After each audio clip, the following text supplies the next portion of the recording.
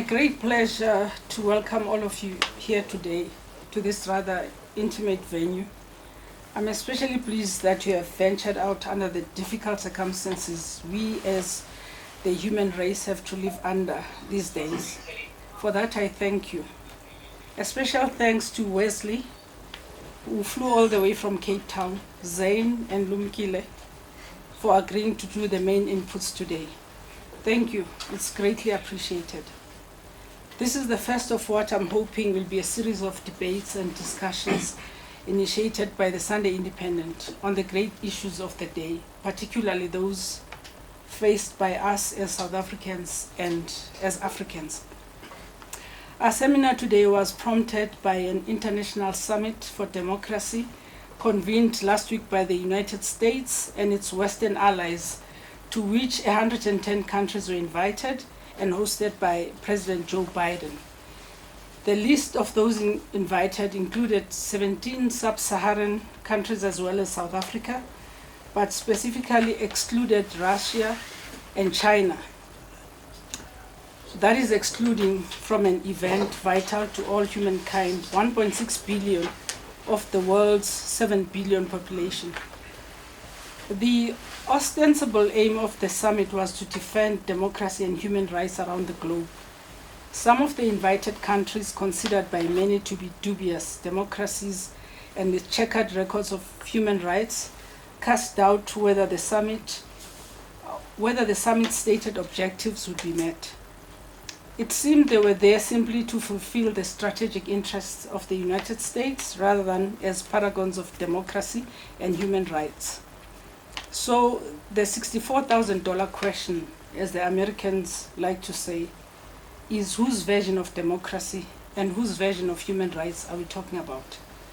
The aim of the US is abundantly clear on the emotional and politically loaded issue of democracy and human rights: isolate Russia and China and grab the moral high ground. It's a useful weapon in their armory as they embark on what many experts say is a second Cold War between the US and China, especially a country Biden has classified as the main adversary of the US and the West in the 21st century. A key question for us as Africans is, where do we stand in this new adversarial relationship between East and West? We remember well when African countries were used as proxies and pawns in the previous Cold War, when, for instance, tens of thousands of Angolans and Namibians were killed in the proxy war between the US and the Soviet Union. A further deduction that can be made is that the summit was designed to impose a neo-imperialism notion of democracy and human rights on emerging and developing nations in South America, Asia, and Africa. As they had come Bible on hand with their notion of civilization in the 18th century, and in the process stole our land and resources, is their version of democracy and human rights the new Trojan horse, and at the same time pit us against the Asians? That's a question. Are we once again going to fall for the moralizing sermons of countries like the US with its own stained record on democracy and human rights? I hope somebody had the courage at last week's summit to remind Biden of the CIA's role in the overthrow of democratically elected governments in Chile and in Iran, the continued incarceration of prisoners at Guantanamo Bay without trial for almost 20 years. More pertinent for us as Africans have been the role of the US and some of its Western allies to undermine democratically elected governments on the continent and violation of human rights in the so-called fight against terrorism, especially in the Horn of Africa. However, more insidious has been the role of corporate America and Europe in violating the rights of Africans who have been affronted in recent times by the hoarding of coronavirus vaccines and the exorbitant cost to poorer countries once they do make them available.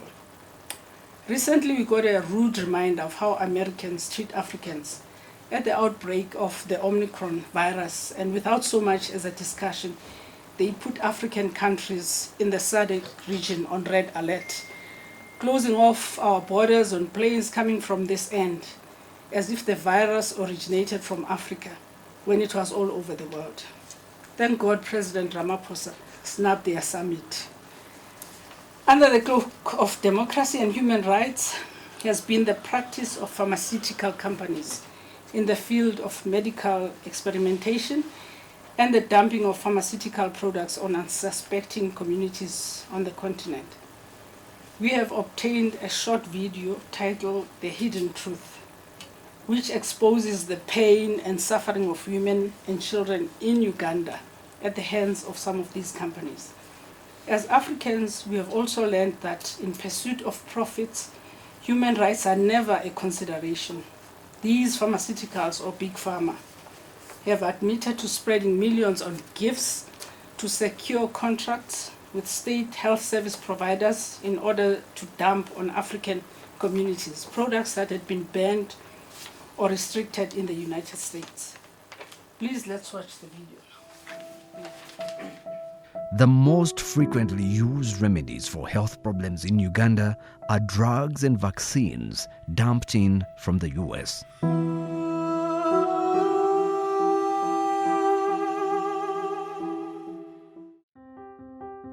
American-based multinational firms have taken advantage of the increasing concern for healthcare in Africa to promote their products not only to governments but also to individual purchasers. Firms have admitted to spending millions of dollars in promotion and gifts to secure contracts with government health services. Once these companies have secured contracts, they sell drugs that are banned or restricted in the United States of America and dump these drugs on the African market. This is on grounds that medical colonialism and humanizing of Africans has for ages been part of the American trend, where for certain reasons they hold a superiority complex. My experience over the last 15 years is that we've got a lot of problems and challenges, especially among young people. As you are aware, Africa and Uganda in particular has been used as almost as a dumping ground for drugs, for vaccines, for contraceptives. Some of these are at trial stages, and they have had devastating effects on the lives of our young people. These US-based pharmaceutical Goliaths have made Africa a site for clinical preliminaries, raising human rights concerns following incidents of dishonest experimentation, lacking properly informed consent, and forced medical procedures. These are capitalists, but they are not thinking so much, especially of our children. And so we are seeing this convergence between pharmaceutical companies and these quote-unquote European moral NGOs. In 1996, American drug maker Pfizer launched the Trovan antibiotic against the best treatment available at the time, intravenous ceftriaxone, in Kano, Nigeria. 11 children died and others suffered blindness, deafness, and brain damage. The drug had been administered as part of an illegal clinical trial against meningitis without authorization from the Nigerian government or consent from the children's parents. In Tanzania, a British doctor found a 45-year supply of a hoist antibiotic that has a shelf life of 2 years under ideal conditions and probably only 6 months in the tropics. These American super medications are not only eating into the budgets of the health ministries who buy them in bulk, but are also weakening the immune systems of the individuals who take them. Substandard and falsified medicines particularly affect the most vulnerable communities, says the World Health Director General. Imagine a mother who gives up food or other basic needs to pay for her child's treatment, unaware that the medicines are substandard or falsified, and then that treatment causes her child to die. This is unacceptable. These USA products seem harmless enough. Quite possibly, most of the people in your life have used them at one time or another. Contraceptives, for example, have been around since the 1960s. Like most seemingly good things, however, there is a downside. In many ways, the use of American contraception is not a health intervention at all. Americans have for long had interest in promoting particular patterns of childbearing to meet their socio-economic objectives. Multi-million dollars that are being pumped into this in the name of vaccination, in the name of contraceptives, and without really studying the impact, but also not even telling the story of the negative impact this has had on our young people. The stories from the youth are really so devastating.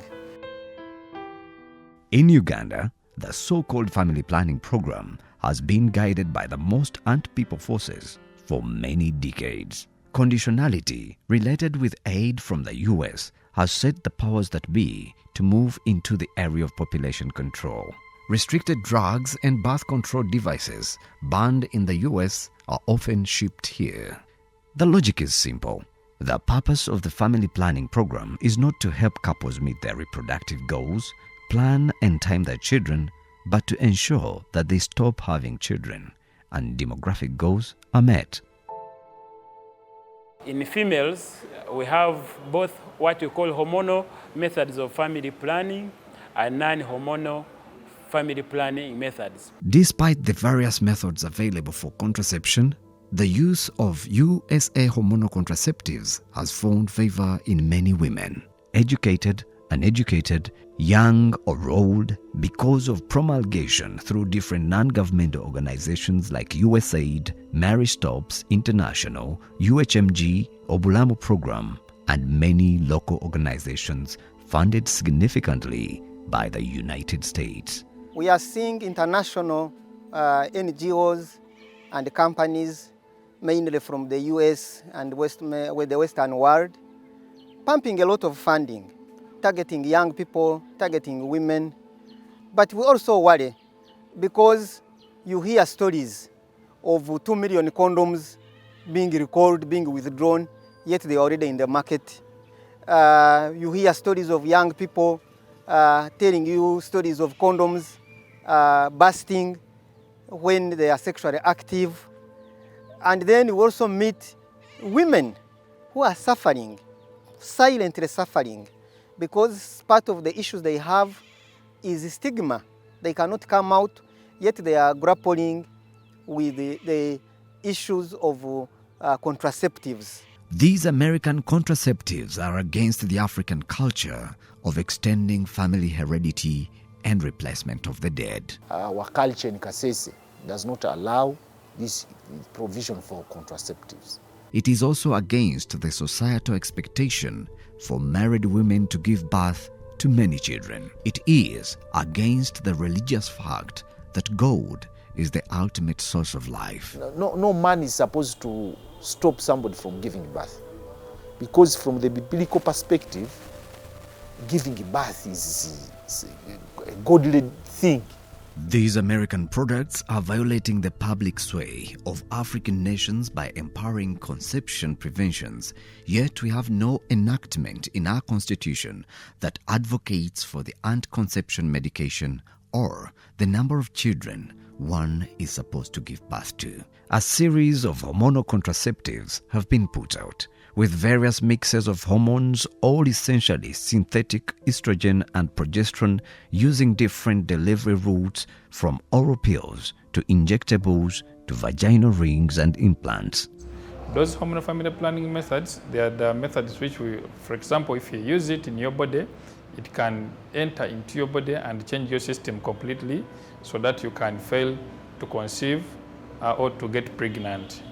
Whereby we have Implanon, we have Jadel, and we have pills. These USA frameworks have one common property.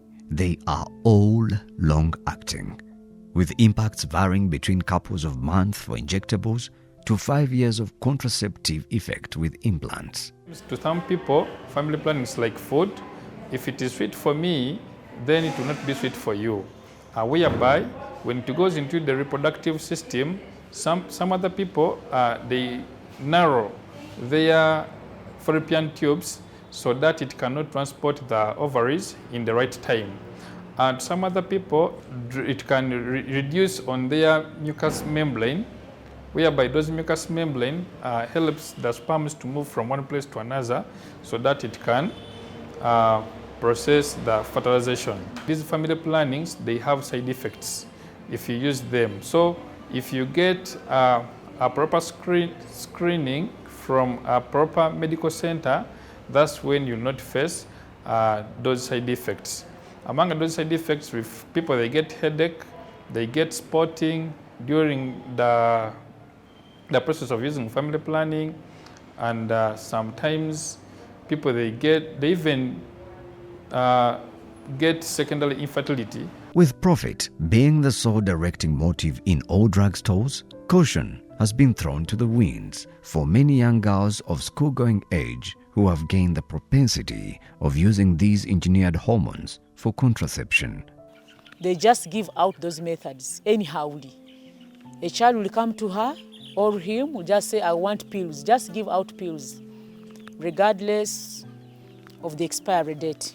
As long as he or she has got a customer who is going to give him something or her something, some money, we just give out the medicine.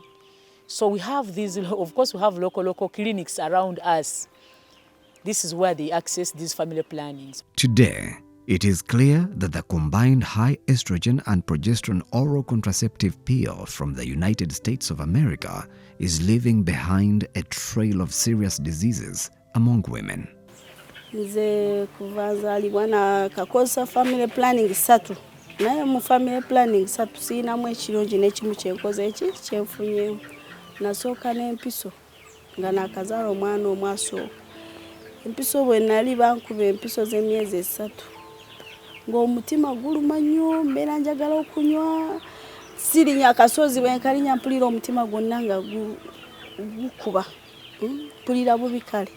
Ate nga sigenda no mu periods okumala bwe mpiso yali emyezi 3 naye emyezi 3 bwe zaagwanga mala omwaka gulala nga sigenda nga ko periods ndi munene ngejja ninsumbwa kale nenga maybe eyo te omubiri gwange tegukola ki tegujagala nenjivaako kati ba stop ne bakomawo nga baze okukebera kansa ya mabeere ne kansa ya n'abaana nengendayo nembabulira nti nine bino oba kansa ne bangamba no it's not cancer kirabika hormones zo ziganye eki kana akali mu mukono ate ne bakanzijamu kati ne banteekamu kana baana akaweta naye sawa zino wenjogerera juzi nabadde bubi nyonyonyo waddewo ng'emyezi 3 nga ndi bubi ne kubira bano benyini nga ndumizibwa n'abaana situula sikola ki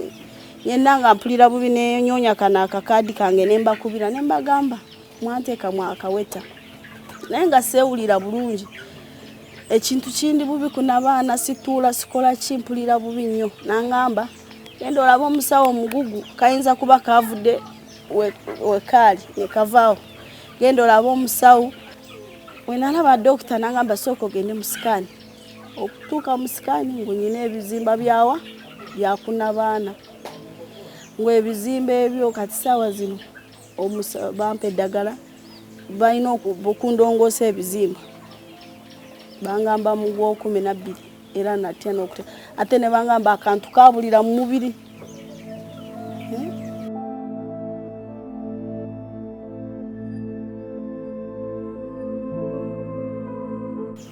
ng'obuuzo bwakutuka kabulirawa mubiri nina ogenda wa era nina ogenda mu ddwaliro bankabye mu siyeta bajjemu akantu ate nga nyinako n'ebizimba ndi ku ddagala nimukumira amadagala era kufuna looni nnyo amadagala mpaka we banogenda okundongeseza ate simanyi kati bajja kundongosa baddemu n'abaana oba ngenda kufuna mu kansa. I have backache. I can't bend. I can't wash. If I'm to wash, I will sit. And even though I sit, I don't take long time. So I can't bend. I can't do much. I can't dig. If I'm to dig, I want to do something simple that will not hurt me. For the US injectables, The problem has been in the fact that the side effects continue long after their effectiveness as a preventive is over. Numerous women have reported years of misery and hopelessness. Also, once in the body, there is no antidote for them. Nkatandika kuzaa family planning omwaka gwe 2011 nazaa family planning najigumaho najimaraho emyaka 5 kunajimazire emyaka 5 nagamba hati kandi ondo ndijo omwana namuronda up to now omwana yabura so okusyana hati omwana mu family planning akatulemesa omushija namuhereza go ahead gendoro ndo mukazo ndijo ozali aho twatandikire omushija yahise abana babiri niyo nakirugamu ntyo na hati ashindazara nko wasara ow'emyaka 8 nabirugaho up to now.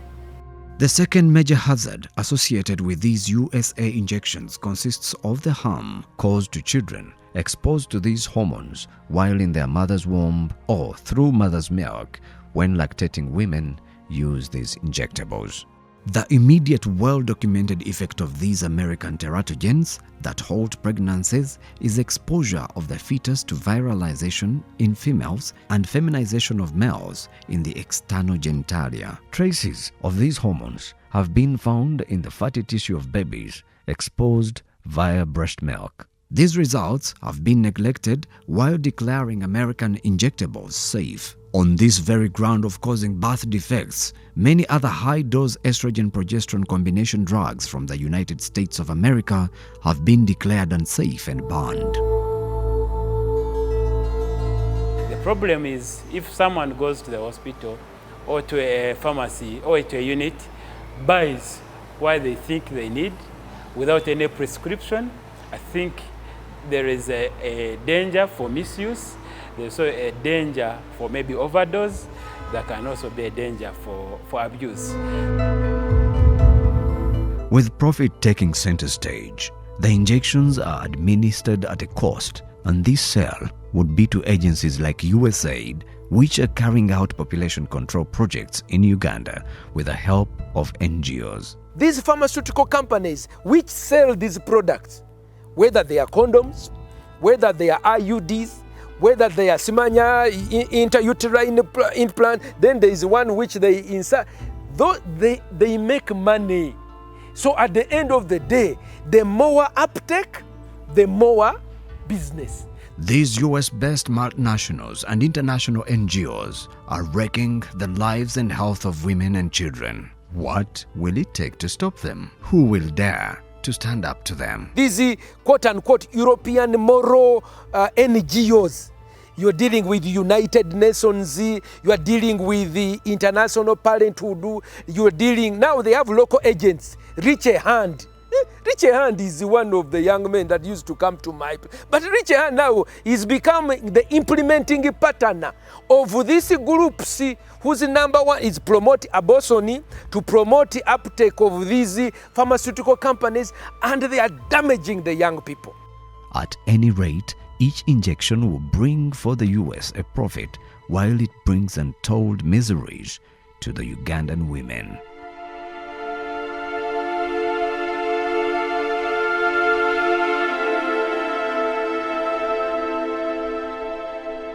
We decided, both of us, to have the implant, but you know, when problems come in, it's like it's me who had chosen it.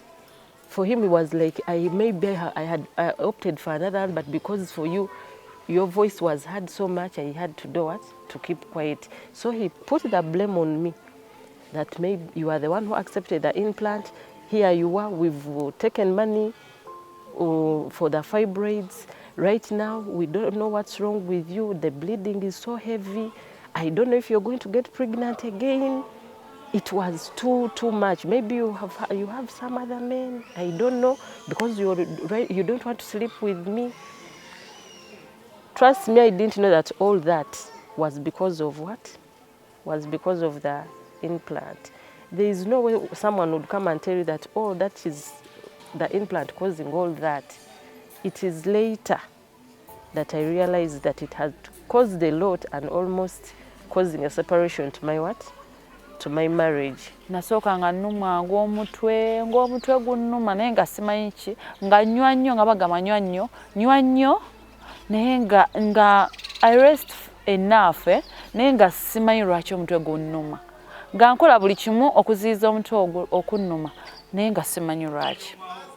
Kati ngenda okulaba we neesiiga ebizigo skin tenyirira evaako evvu ngenda okulaba nsipotinga ng'obeera osipootinga buli kiseera nga ndaba tenkoledde kati ate osipootinga nosipootinga era ogenda kivaamu ate ogenda mupiizi ng'olumwa nnyo nengendako mu ddwaliro ne mbuuzaako ne bangamba maybe teyasiimye eki mubiri gwo. Omutwe gwaddamu ne gunnuma banaye nga mpulira n'enkogga saagala kulya mmere nga ngula na ddagala waliyo amakerenda ge nagulanga okumiranga nfune nsobole ng'okulya nembeerawo mu mbeera eyo. Kati oluvannyuma lw'emyaka 3 emiso nengivaako nembeerawo nalwawo okuddamu okufuna olubuto ne wayitawo emyaka emirala 3 naye nga mbeera n'omusajja wange ewaka naye nga sifuna lubuto. Nemmala era omwaka nga sirwala nga ate sikyekuba mpiso nga sirwala tandika okulwala enseke nga zinnuma nnyo toyoza olumwa ng'olina ebbaawo owulira tokyamwagala lwa bulumi buli olw'enseke zino ng'oli azikuluma omugongo ne gulwala paka kati era ekyo ekizibu nkyakiyina eky'omugongo kuva olwo wagaana okuddamu okutereera ate nga kati ngena myaka 4 siri ku famire okuva ku olwo sigiddangako olw'ebizibu ebyo nga bwe naddamu okulwala menstruation nga ndwala omusaayi gwa black ate nga bitole nga gubeera mungi nnyo okubakalamba wiiki padi nga 12 kati bwogubanga ogukendeeramu tandika ofuna spots naye nga ziwunya ekisu ekitali kirungi. Eyo nayo yali effect yambeererako ddala ebbanga. These American family planning injections are exceptionally attractive to doctors since they don't have to waste time in giving instructions to their patients and yet achieve a high rate of success in contraception. Currently in our country, the uptake every other year is going higher. They are also an alluring option to those who are unaware of the side effects. Subsequently, there is every chance that poor women in Uganda can be given at least 1, if not 2, or more shots. It's no big surprise that the market potential for injectables in Uganda is stunning. On the market, we have the so-called injector plan, and it's a 3-month injection that has a progesterone hormone, and it's also quite effective. So a woman knows that every 3 months, I'll go to the hospital and I receive an injection. The American forces championing full control over women's fertility have dreadfully not prompted caution on women considering birth control. Tebatusomesa kuba buli abasinga bali bazenga baagala kayiso. Tebabitusomesako okutwala obudde nti buwanvu nti oba ogambe nti buli omu mulimu ayagala empiso mulimu ayagala akaweta mulimu ayagala nga bw'obimanyi buli types. Kati yo bali bwe batuuka ekiseera kyamwe ky'okwagala kubakolako nga yeesayo okubaweereza kye mwagala buli musawo atandika kukola ku bugwasanze. The legitimate framework requests medical alert for everyone because in an event of obscure danger, lack of consent is deserving of law. The case of Dinova Stevenson applies to a client who takes a medicine knowing that it will cure a certain disease or solve a certain problem. But in the subsequent using it, he discovered that there are other side effects. Like the client Dinov, he discovered that in the beer he took, he found a decomposing snail, which was the cause of action. And actually, he sued for negligence. So here, the companies and medical practitioners can be sued for negligence. That because they did not take extra care about the side effect to the client that would use the medicine or the service the side effects are very strong. So those side effects that they never looked into them and they were never expected by the client taking the service, and it shall be attributed as negligence to the medical practitioner. Therefore, suable is a cause of action. Discussing the side effects, discussing the benefits of each, to me is very, very important for any healthcare worker. So if it is made a law that contraceptives should only be applied after prior consultations with the medical personnel, that would assist us to minimize these side effects. In the US itself, pediatricians have been known to use injectables on sexually active black adolescents. It has been used extensively on Native American populations, on the tribes in New Zealand, and on immigrants in the UK. All these happen to groups of people whose numbers have to be contained to maintain white supremacy. These people, for them, they are coming from there. Their values are very different from us. They do not want our children to have the virtues that we have. Now, even when they have bad consequences of what happens when they take, do you think they will care for them? Huh? Do you think? They are not. In fact, when you tell them, hey, I used the IUD and I have cancer, you know what they say? When they tell them, you gave condoms to children, now the children are now running crazy looking to use condoms before they expire. You are promoting promiscuity. You know what they say? When you tell them, look, there are women getting cancer with their breasts because you gave them these, what you are calling contraceptives. Do you know what they will say? We have a problem with these people. They are hypocrites. They are hypocrites. In fact, I have seen they have failed in parenting. I know me, I've been to America. My wife is American. My sister-in-law is a teacher in an American school. Do you think she can even talk to the children properly? Hazards of these American intrauterine devices and oral contraceptive pills have been made very clear. These include metabolic disorders, heart diseases, clotting disorders, cancer, and birth defects. Within the 2 years of using the implant, my stomach started swelling like a pregnant woman, slowly by slowly. Everyone was telling my husband, Rona is pregnant, yet the baby is still young. I told him, but we went for the implant. We checked it and it was in. And I wasn't having my what? My peas, as I told you. Then later, my mother-in-law actually, she became concerned and called me and told me, Rona, are you pregnant? I told her, no, I'm not.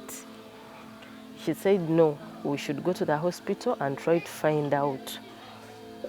We went to one of the hospitals again. The first test we took was a pregnancy test, and I wasn't pregnant. Then the doctor told me, what are you using? I told her, I'm using an implant. So we went to the scan. She told me, you're developing fibroids. I got shocked. Family eno gye nagendako yebindeetedde oluusi n'okugenda mu nsonga nga tovaamu. Kale ngamba nti family planning yekindeetedde bwe buzibu bwayo. Family planning kunkugikozesa emyezi 3. Nimba ninjwa buli mpaka emyezi 3 ewiireho. Then kyeza nateeza kandi nabwe emyezi 3 eguma ninjwa nkikeemerezamu ebula ninja ntandika obusya ngaruka mu biro byanje kigaruka nateeza family nabwe ngaruka njo. Kati bwe wayitawo ebbanga nga lya mwezi gumu nga bantaddemu implant eno mu mukono nentandika olaba omugejo nga gweyongedde ku nze kubanga saali munene naye nafuna omugejo nenfuna size eri excess nga ne buli omu ankubira enduulu kyembadde ekyo nkira nkigumiikiriza ate omugejo guno ne gujja n'okussa obubi nentandika okussa obubi nga mpulira nzisa bubi nga nendobooza oba kiki nengende w'omusawo. Bwe ngende w'omusawo nangamba olayika olina pressure. wankebera nga ngamba pressure etandise simanyi okulinnya. Men have also rejected these USA contraception preventions unequivocally. Family planning has failed to gain a foothold in their lives, yet has rather shattered their families. Mwaka gwe 2004 nkagenda nakozesa condom ezibayetagenga bukandi Uganda bwirobwe kabeziguzira government twazikozesa baitu emirundi ebiri yono butayikiranganiza na mukyara wange kukozesa condom nuko uruzaro turkendeze emirundi ebiri yona condom nekoraki nehulika. The US-funded Maristops International that supplies between 1.5 million and 2 million condoms to Uganda every month is remembered for recalling millions of faulty condoms it had distributed under the brand Lifeguard. These condoms did not meet several standard tests for strength, pressure, and lubrication. Millions of Ugandans fell victims to these defective condoms and could have been infected with HIV and other sexually transmitted infections. Nosanga Uganda government etayire sente nyingi kugula ebintu kugura abantu baitu kandi nibatusuplyinga ebintu ebiri substandard. Spouses have lost interest in sex. Sometimes they feel bloated, dizzy, suffer from migraines, feel exhausted, suffer a loss of appetite, and in case they are breastfeeding, many find their milk supply affected. All these have hyped numbers of domestic violence. Omwami wange nga buli lunaku tuyombagana munju. Sagalira ddala kubeera naye nga saagala nga mpulira bubi nnyo nga muwulirako n'obusungu nga ne bw'abiŋŋamba bugambi buli omutima gunvaamu nga niwanga omuntu omupya nti agenda oba kukwata nga kimpisa bubi nnyo ekyokubiŋŋamba ebyo kati nensalawo ne twawula ne mugamba nsule eyo nsule wano. Nko mu wiiki usanga ntutungamu emishango nk'ebiri rundi eshatu ekwatirine na n'enshonga ez'omu maka omukazi ari kurwanana n'omushaija. Obeera toyagala musajja ulira tomwagala omugongo banange ekyo kizibu ky'amaanyi nakati kindi bubi gunnuma sikola nnyo n'omutwe nga guba gunnuma.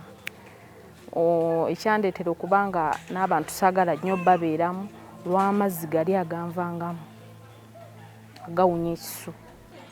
Woba toli very careful osobola okuluzinga omwami wo kubanga zo zennyini zikuleetera nga tolina appetite for your husband. Ekirala fe abakyala zikudryingisa n'obeera nga yo dry kati mu buli ngeri omwami wo tasobola kufuna ssanyu naawe. There has been a lot of problems at family level because of domestic violence. Most of the major cases of conflicts and violence and fights at domestic household levels have been caused by this. The Ugandan women have said it loud and clear that they do not want these foreign-imposed birth control systems. But who is going to listen to their voices in the orchestra of multinationals, which is ably assisted by all favoring coercive population control? The cost of health services makes it imperative that Uganda should police all imports and establish better mechanisms for assessing drug requirements and for purchasing, quality control, storage and distribution of drugs. Mbulira government erina okubuulira abantu ng'abo ba Maristops kubanga baba balina license zaabo ezitambuza ekintu kyabwe. Balina okubabuulira nga bagenda okukola ku kintu kyonna balina okusooka kusomesa abantu. Omuntu omusomesa n'omugamba family planning eno bintu by'abazungu banga nabo basoma kati bazungu bagendera kubi byasoma tebakiriza bino ebyaffe ebyekisa. Balina obabuulira ngo oboze n'amubuulira n'amugamba waliwo kirungi ate na kibi kiyinza okugaana nekikukola bwe kiti ate kiyinza okukkiriza n'obeera bulungi. Kandi kuno ogira ngu nibatuheereza chance y'okubanza kutushomesa obulungi bwa family planning n'obubi bwayo omuntu akakyuzingiremu kimu bitu nibijja kugira ngu kozesa egi method neegi noyihamu emwe era akubasikire so oshanga ngu wihamu method wagikozesa biti yakurugiramu bijuma birungi so ozo mukubonaabona otyo. And if we get well wishers who have known what women are going through and the children. They should come up and talk for women. They should help us sensitize the community, talk to these companies.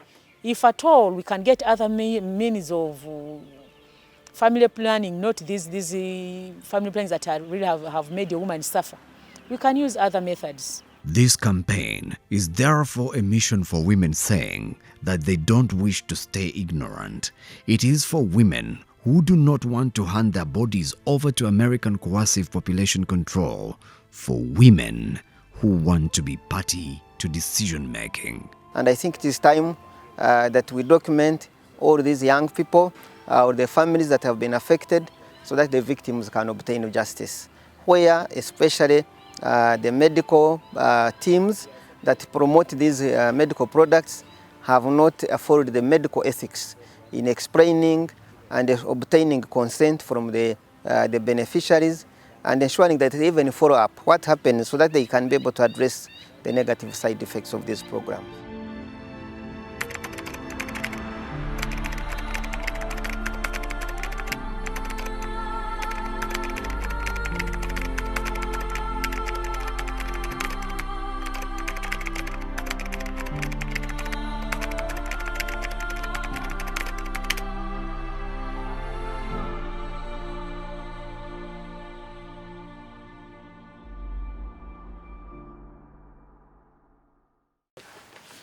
Thank you very, very much to Zingisa and the team at Sunday Independent, to my esteemed respondents as well.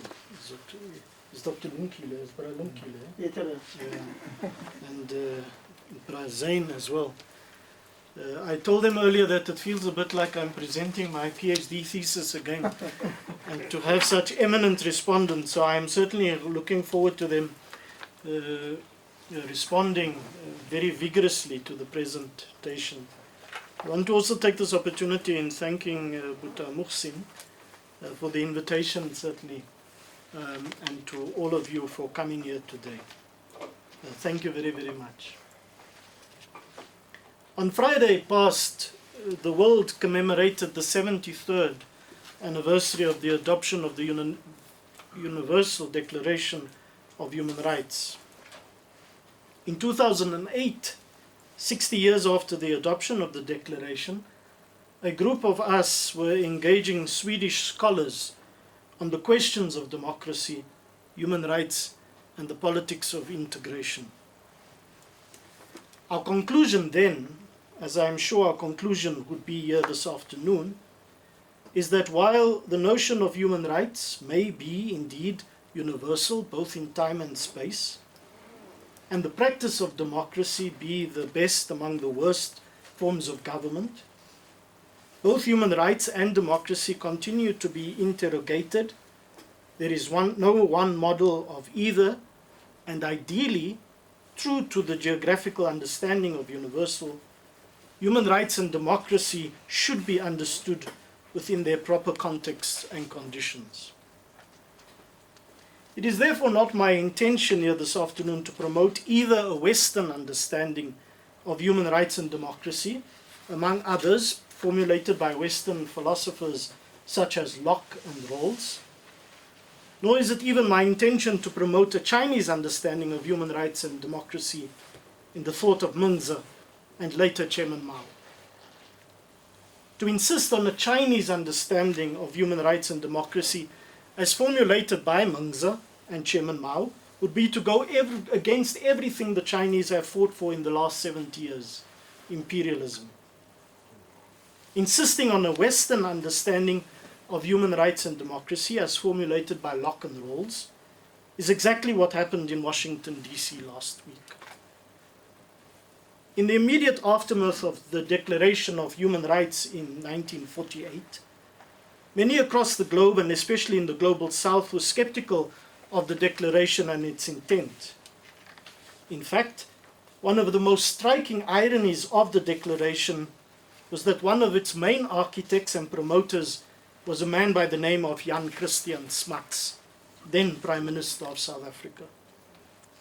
If anything, Smuts' involvement with the promotion and formulation of the Declaration of Human Rights personifies the kind of hypocrisy we find today in the Western world and within Western countries themselves. While promoting and insisting on human rights elsewhere, back home they were or are exploiting people and treating them literally as non-humans. While insisting and promoting democracy, their institutions were and are far from the people, and a wealthy elite, often male and Anglo-Saxon, continue to benefit from a system which perpetuates gross inequality. When we were engaging the Swedish scholars on the questions of human rights and democracy, the American scholar of Chinese politics and history, Elizabeth Perry, released a seminal text which I would fall in love with later in 2010 when in the UK, and which was my first exposure to Chinese thought. It is therefore my intention here today to share simply with you some ideas of the Chinese conceptions of human rights and democracy. Hopefully in sharing with you these, it will prompt us as Africans to question whether our conception of human rights and democracy is Western or not, whether this could be the reason why, by and large, we as Africans struggle with human rights and democracy, because it is Western and we have not made it our own. Even more so, it would be interesting to highlight the domestic and foreign policy milieu that we find ourselves in as Africans and South Africans, given that, as some critics have suggested, we have moved away from the ideals of democracy and human rights, especially within our foreign policy. In fact, it would not be far-reached to suggest that these scholars, our own intelligentsia, who criticize African and South African domestic and foreign policy as having abandoned the so-called rights discourse or rights consciousness, have a very imperial and therefore Western understanding of human rights and democracy. The very genesis of our own Bill of Rights and democracy came about during a period when liberal democracy was in vogue, even though the thought tradition of the liberation movement by and large, up until then, had been social democratic in nature.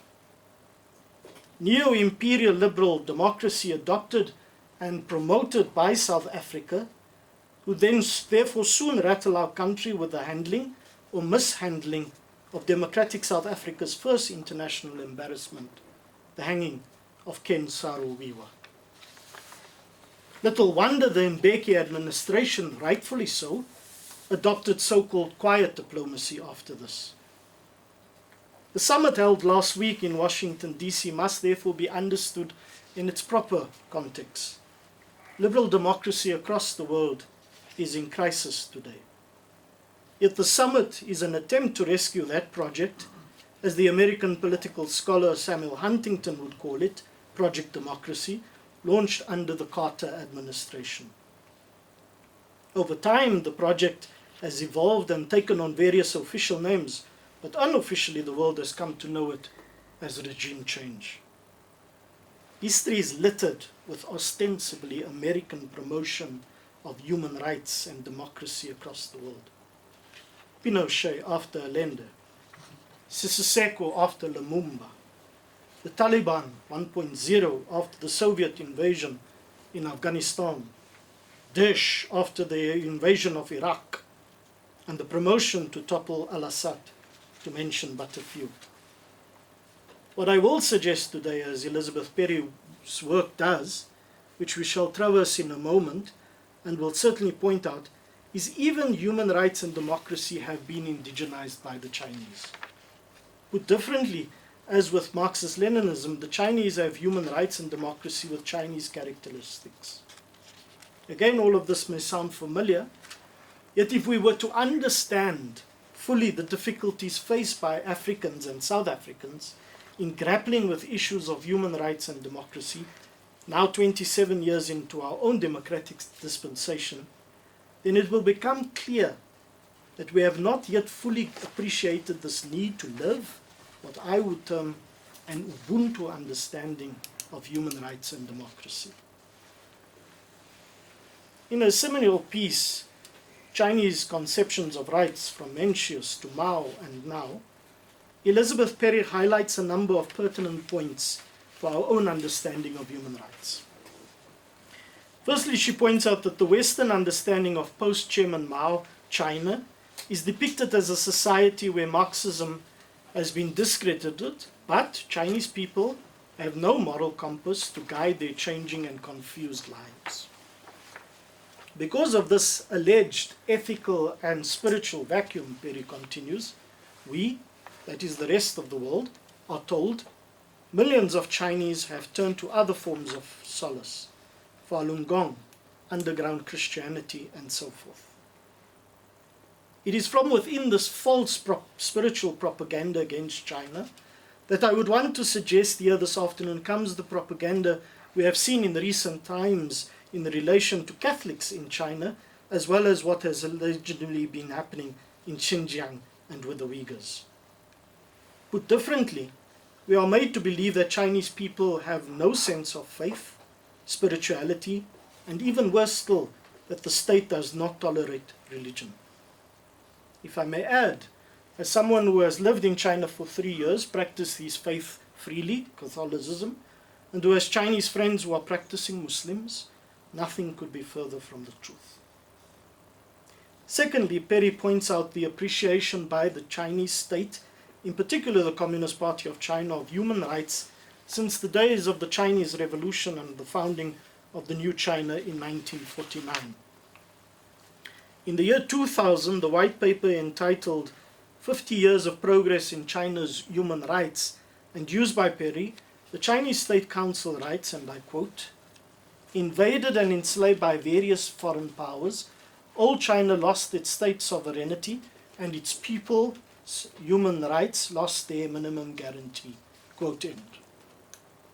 In other words, not only did Chinese people at one stage in their history, long before the Declaration of Human Rights and before imperialism and colonialism, enjoy minimum guarantee of human rights, which was lost during invasion and colonialism, but China makes an intrinsic link between independence and state sovereignty on the one hand and human rights on the other. In this regard, and at this point, it would be interesting to note 2 African countries that were not invited to the Washington summit last week, Zimbabwe and Eswatini, even though only 17 African countries participated, or one less South Africa, which must be mentioned, which has been mentioned in the media.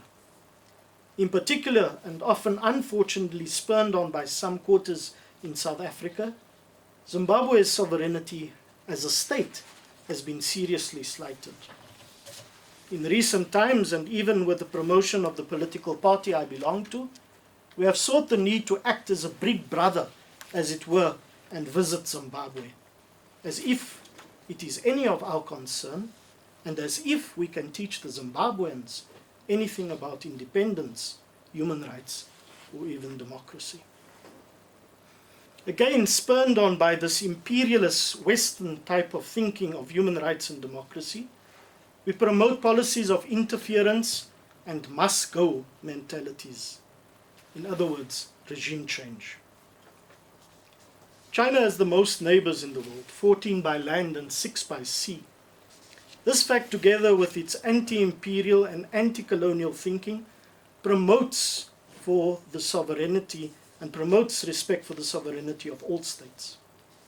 Even in the case of Korea, China will never interfere in the domestic issues of any of its neighbors, let alone another country, because it understands this intrinsic link between the sovereignty of the state and this state, which ultimately endows its citizens with human rights.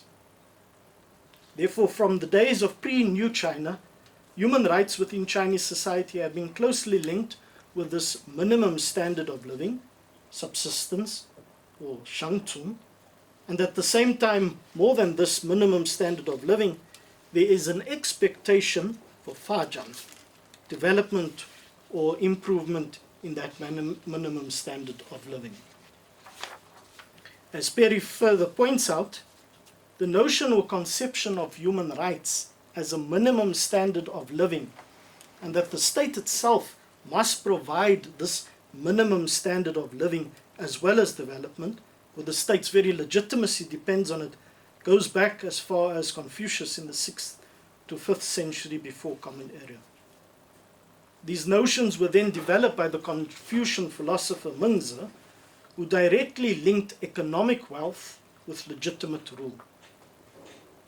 The more recent development of the necessity of the state to promote socio-economic development, to maintain social cohesion, and the state's legitimacy, a state run by the Communist Party of China, is one advanced by more recent Chinese leaders and philosophers such as Chairman Mao.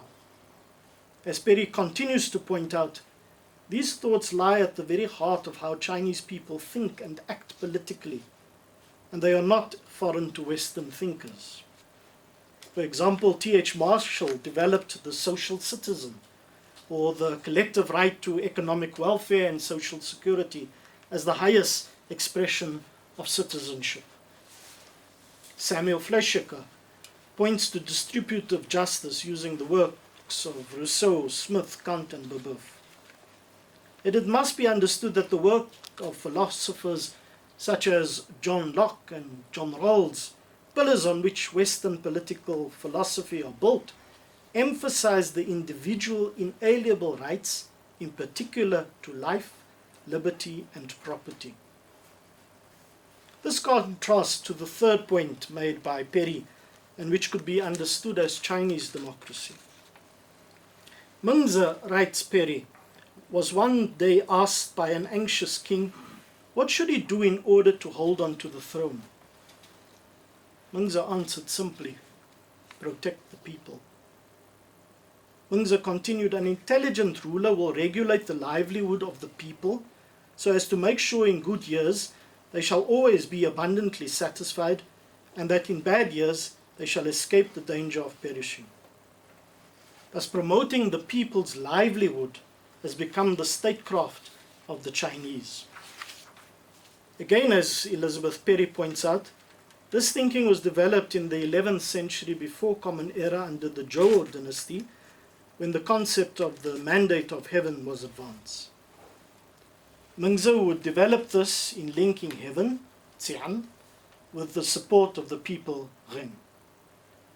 The people are the most important element, said Mengzi. Therefore, to gain the support of the ordinary people is to become emperor. Chairman Mao himself would later come to encourage the importance of popular or specifically peasant support in establishing political legitimacy. For Chairman Mao, the revolutionary instincts of the peasantry derive from their poverty. Yet for Mengzi, the peasantry demands were limited to subsistence, whereas Chairman Mao would state that the peasants are not only demanding subsistence or minimum standard of living, but development as well. Colleagues, this year the Communist Party of China celebrates 100 years. The gift it has given itself is to have eliminated poverty in China. Since 1979, China has been able to lift 800 million people out of poverty.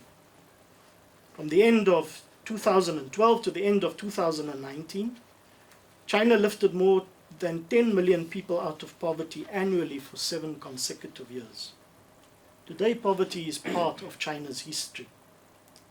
Today, China enjoys the world's largest social security system, with more than 1.3 billion people covered by basic medical insurance and nearly 1 billion people covered by basic old age insurance. According to the Kennedy School of Harvard University, the Communist Party of China and the Chinese government enjoys a 93% approval rating among Chinese people, the highest in the world. China has made human rights and a democratic society visible and real for all its people. China has guaranteed all its people a minimum standard of living and has set on a path that continues the continuous development of that minimum standard of living. China is well on its way to achieving the creation of an economically comfortable family, or as the Chinese would say, a relative prosperous and modern society by 2049, the centenary celebrations of the new China. And it is in the light of this, of this great success story of democracy and human rights in China, that Project Democracy, promoted by Washington since the Cold War, must have a summit for democracy last week. Colleagues, several lessons have already been mentioned in my presentation, which for the sake of time, I do not wish to repeat. We have not even touched on the emphasis on duty to one's country and people by the Chinese people more than that of right or rights. However, it is important for us, our promotion of human rights and the safeguarding of our democracy, to seek ways to understand these concepts within our own context. As mentioned before, as Africans, we have a deep understanding of what the Nguni languages call Ubuntu. Umtu, Gumuntu, Gubantu lies at the very heart of our liberation from colonialism and apartheid. It is through our recognition and appreciation that the future of all of us is indelibly linked with the future of the African girl child within our society, the most vulnerable.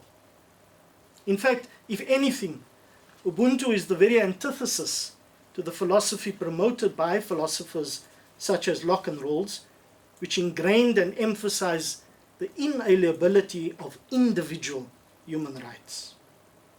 Yet even in the understanding of Ubuntu, my humanity and the rights as a human are not inalienable.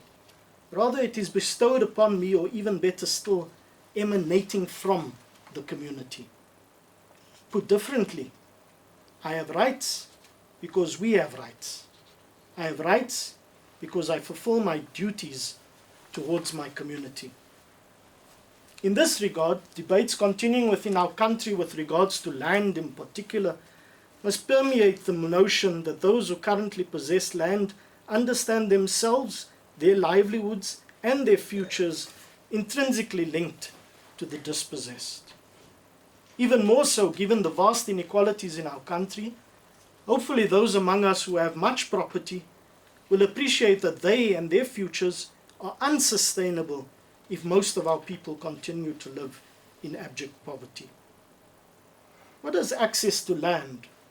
Not just as an economic commodity, or access to what the Chinese would call a minimum standard of living, but also appreciated in its cultural, social, and even religious facets, mean in an African human rights society and African democracy. It will also be a serious amiss of me to omit a word or two on COVID-19. As we have seen throughout the world, the reactions by countries and their peoples have been very different from each other.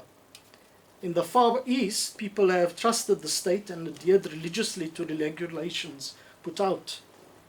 In the Far East, for example, wearing masks has long been the culture, even if one has something as simple as the seasonal flu.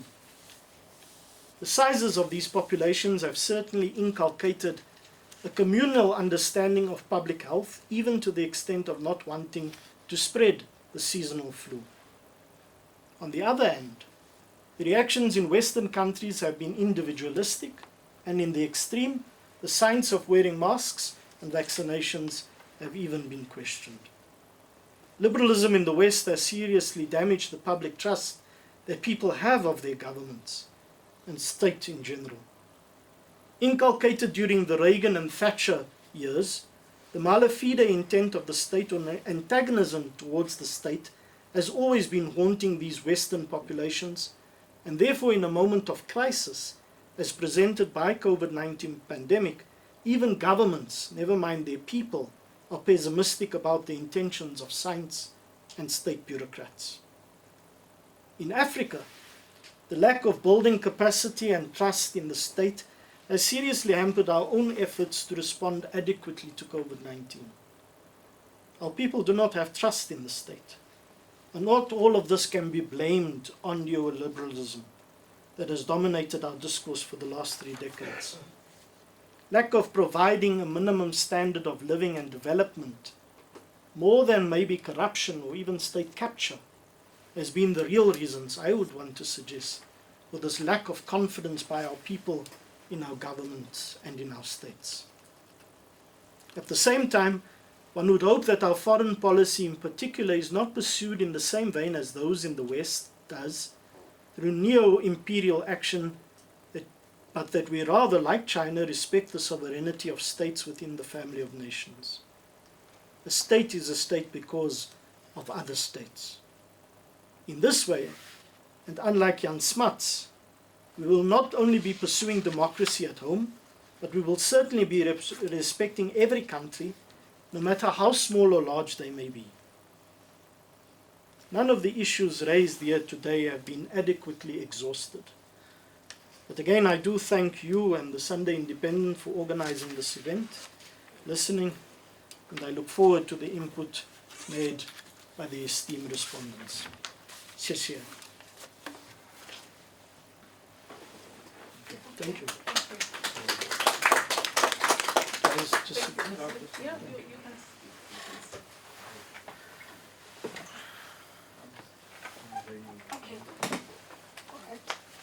First respondent, sorry about the mask, is Zane, well-known human rights activist. He is also a special advisor to the Minister of International Relations. Thank you, Zane. Can I sit there? Yeah. Let me just grab my water there. Okay.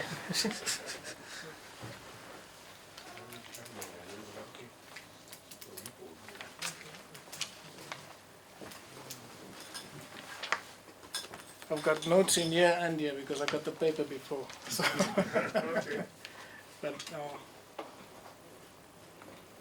thank you, Wesley. And like Wesley, I'd like to thank the Sunday Independent for organizing this discussion. Some of it will be a debate, some of it will be a discussion. I think it's very useful to have these kind of platforms where we can begin to discuss in depth issues of importance, development, human rights, international relations. But before I go into Wesley's paper, it will be remiss of me not to make a comment on the video. In a previous life, I also used to be the Director General of Social Development, which means I used to lead South Africa's delegations to functional commissions of the United Nations dealing with issues such as population development. And lo and behold, I didn't think I'd ever come into a room and discover Martin Sempe in a video. Martin Sempe leads an institution called the Rainbow Coalition in Uganda, and with the sole goal of blocking anything that's to do with women's reproductive rights. And ironically, as much as he talks in this video about international NGOs, Martin Sempe is well funded by the Christian right wing in the US, from the Arizona group. Well funded to the extent that he was the sponsor of a bill in Uganda that sought to criminalize gay relationships. And when you look at an entire video, you can see the framing of Martin Sempe and what is called the Friends of the Family. The Friends of the Family, which is this Arizona well-funded group, which has got its footprints all over Africa. And, we talk about Western notions of human rights. Here's a different imposition of Western notions of human rights. A countercultural revolution against women's human rights in Africa. So just to reframe that video, I didn't think I'd ever find myself in the space where a person like Martin Sempe would be seen as reasonable when he's patently unreasonable. And in fact, has been used as an instrument to roll back, not only in Uganda, but also in South Africa and other places.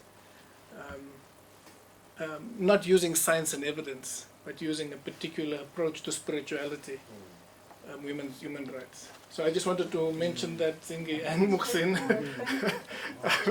I think it's important to mention that. Coming back to the paper, I think it was a really good paper.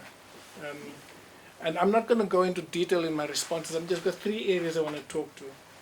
Is big power, politics, and global governance. I'll talk about the big power and politics and global governance in the UN. I'll then speak about the notion of decolonization, people-centered development, and human rights.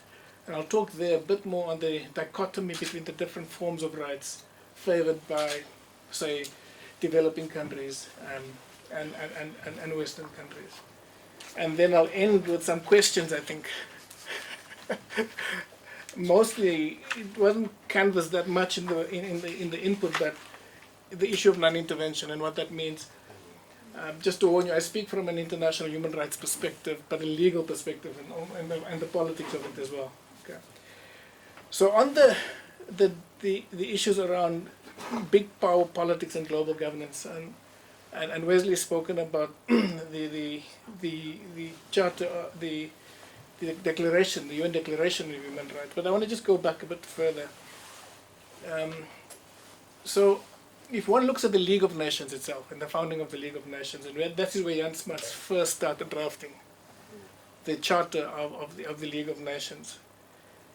One then can see that the League of Nations was an attempt to protect what we call empire. So it was at the time when, for example, just after the big world wars, and in between the Second World War, but you also had a time when there was the anti-colonial struggles. There was beginning to be rumbles, and they needed an institution that could protect colonial powers. And the League of Nations was the first institution.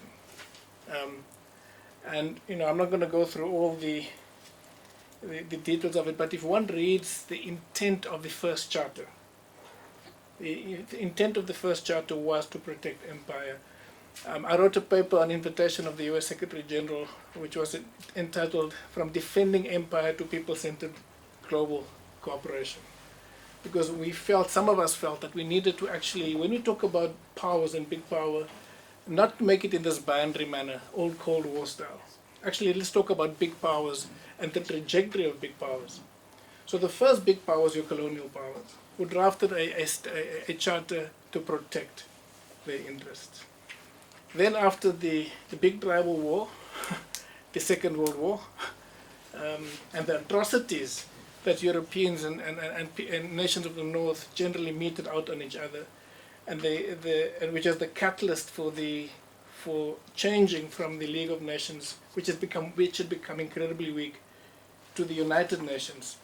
And then it was only about a group of 53 countries. I'll check the details of that. Again, we find that Jan Smuts was involved in the drafting of that charter, and it was again the kind of civilizational discourse that you saw from the League of Nations. And the civilizational discourse, just to unpack that a bit more, there's Amy Adams, is one of the researchers I quote in my paper, writes that civilizational discourse has been employed throughout history to provide the rationales for forms of domination, exploitation, and violent actions against those determined to be outside of civilized international society. Amy Adams, Mark Mazawa, and others have written about this in a lot more depth than I do.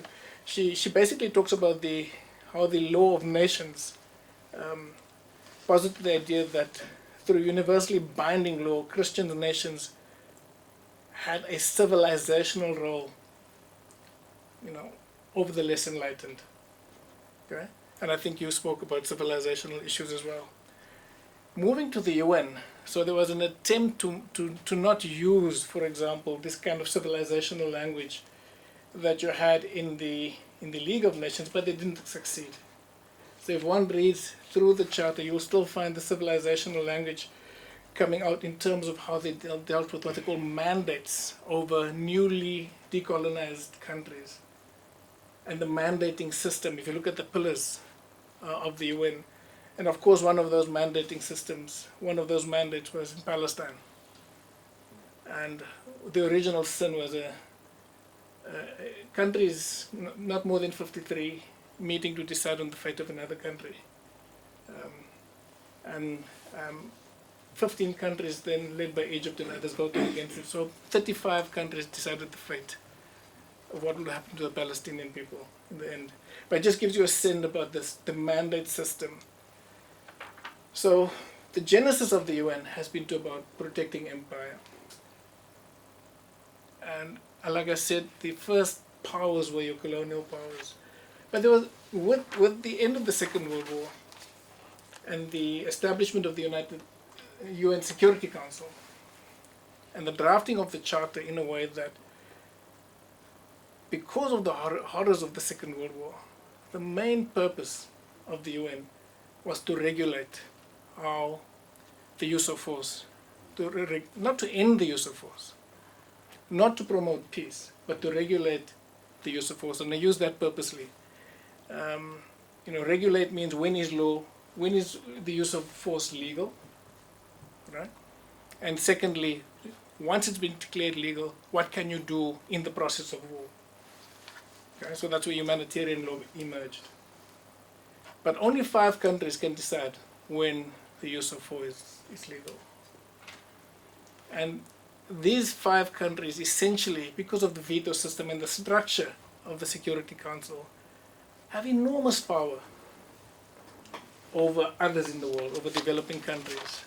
And this is where I would like to engage with Wesley more about, it's not a binary, it's not the US versus China, is that when you talk about big powers, they may have ideological differences. They may have different positions about how to project power, but they are big powers. And they use that big power politics through the institutions that they control to shape what happens in the world generally. Okay. So like I said, these 5 countries, the US, China, Russia,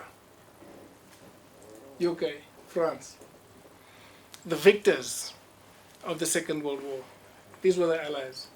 They were allied up until that point in the fight against Nazi Germany and others, exerts through the Security Council enormous control. If you read the UN Charter, this issues dealing with sustainable development, they have weak language like shall or may. If you look at the Charter dealing with the use of force and the Security Council, it's will, it's very purposive, and must, and it's binding. Okay? And we see that the Cold War may have ended, but in the structure of the UN Charter and the way it's organized, the institutions of global governance generally are determined by the needs and wants of these big powers. Okay? They shape, for example, what happens in different parts of the world, whether it's around development, economics, around whether there'll be peace or stability in particular countries, whether human rights will be protected or not protected, based not on a belief in those issues, but about strategic interest. Okay? It's what's our strategic interest in situation X or situation Y? Who can we work with? And it's then the politics of influence emerges. So one country will call a summit, over 100 others that are invited, over 110, not with the express idea of discussing democracy and human rights, but about projecting its influence and solidifying its influence. Some will counter that because it's a counter measure to ensure that their interests are protected. And for Africans, now this is why at some point African countries were key partners in the non-aligned movement. Because the non-aligned movement saw itself as having to find a space between the wants and needs of the big powers so that it could find and traverse its own path. Given the fact that many African countries were involved in anti-colonial struggles and they received huge support from the Soviet Union and China, there was more of an affinity towards the kind of support provided by the Soviet Union and China, and that affinity still exists.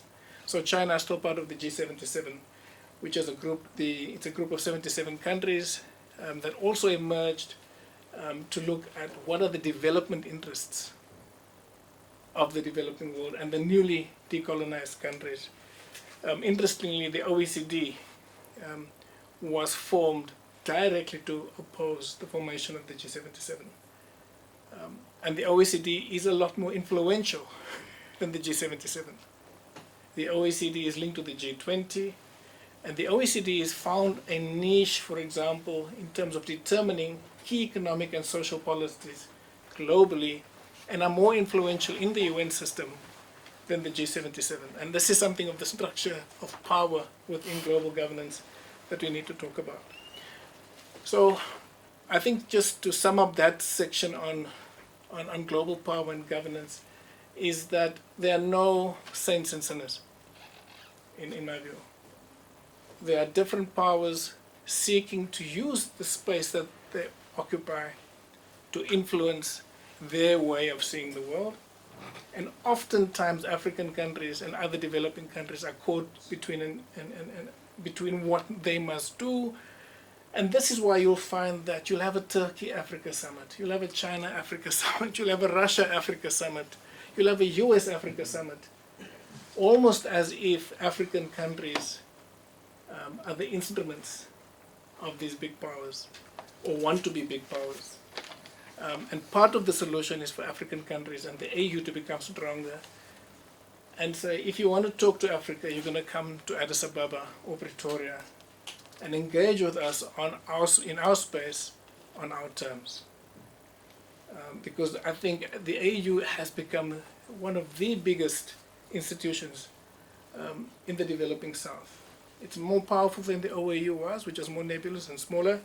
The AU is not perfect, but it's beginning to push an idea that Africa can shape its own agenda. Decolonization, people-centered development and human rights. I'll try and go quickly so I can give you more chance to speak.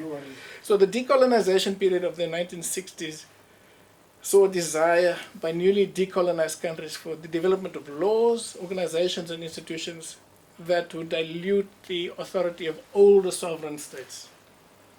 So the older sovereign states includes all these big powers. Okay?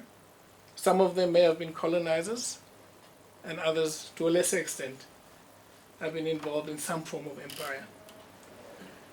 But you can see that they were all the big powers were basically some form of empire at different times, at different stages. Okay? The institutions of global governance must be transformed by the agency of developing countries, by South Africa, by the African Union, to move towards the concept of a life well lived. There's a development economist that I quote called Thomas Poch, who developed the work of philosophers such as Aristotle to build on this concept of a life well lived. And Poch writes that a life well lived requires that all human needs are met equitably, and that in an unequal globalized world, this means that the interconnected national and global institutions should be repurposed to meet these needs. But what Poch is also saying is that there's a dichotomy, and you mentioned it as well. There's a dichotomy in the world between human rights. So the West will favor civil and political rights, the individual rights. Developing countries, because of our history, favors economic, social, and cultural rights, but specifically economic rights. So you can talk about how China has actually created this kind of sustainable levels of living that South Africa aspires to. Robust social protection flows. These are often in the institutions of global governments contested.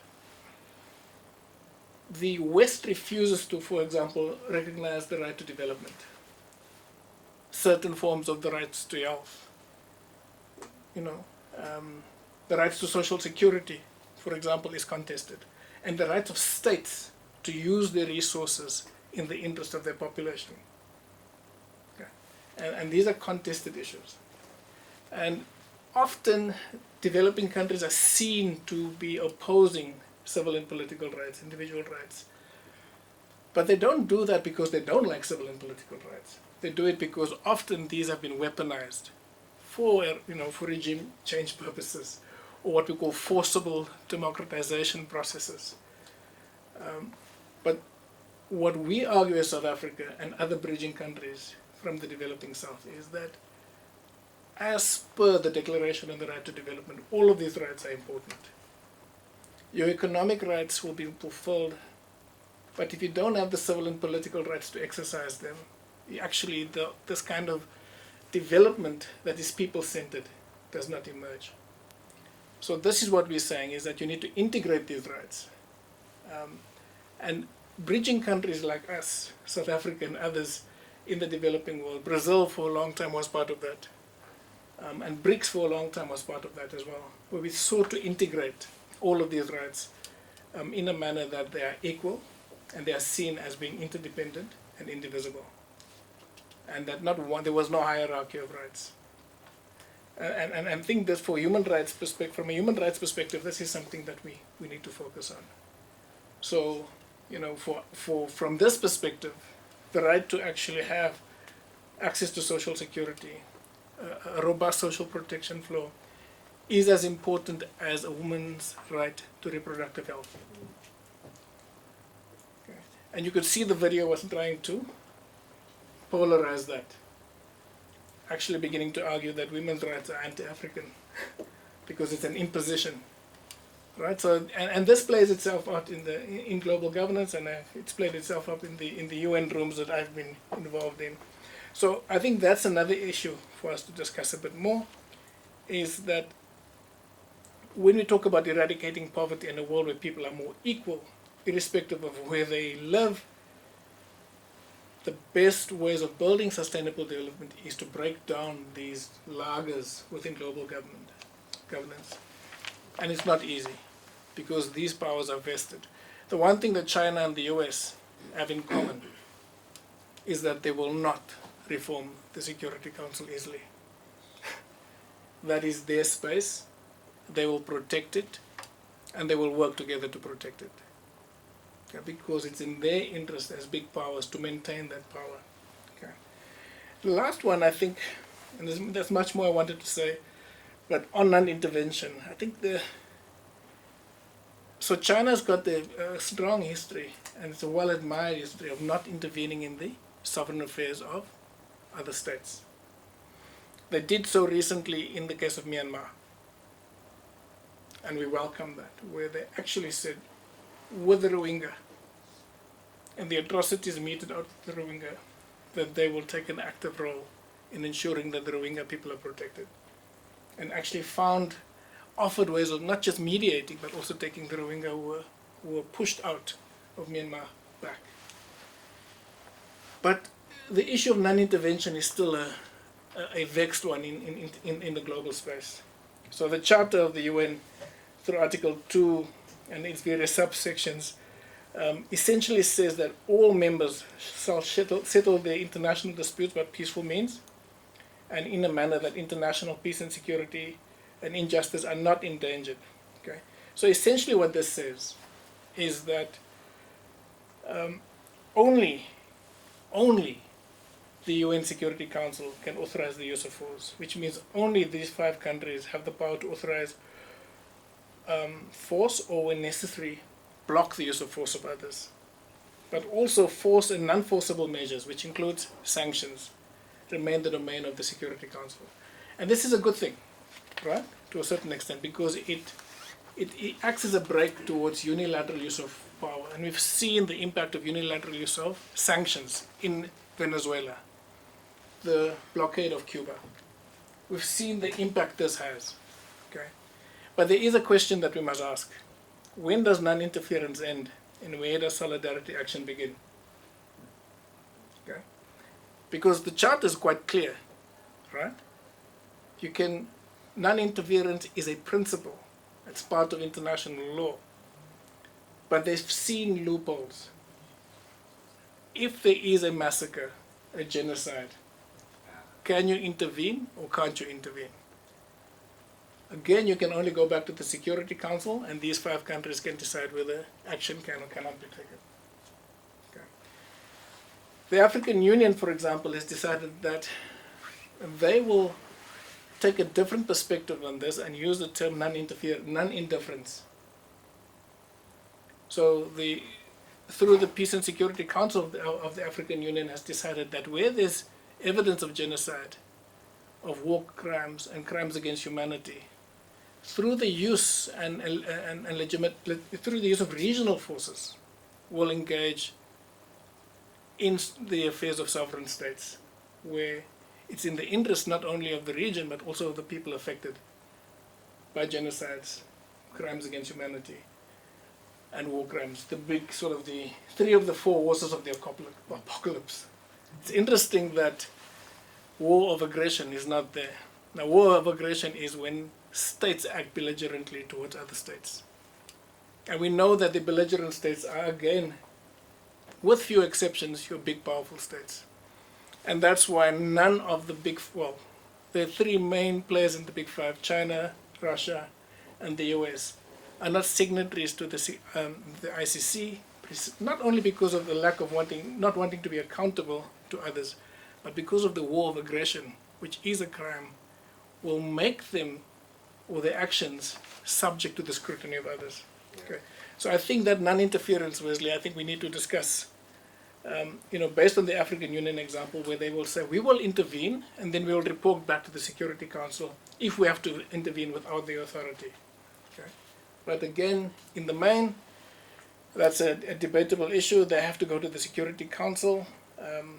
So the principle of non-interference is important because oftentimes it's not just, when we talk about the Ubuntu you were speaking about, the relationships between states, often what happens is a status quo maintenance engagement, and people get lost in that space.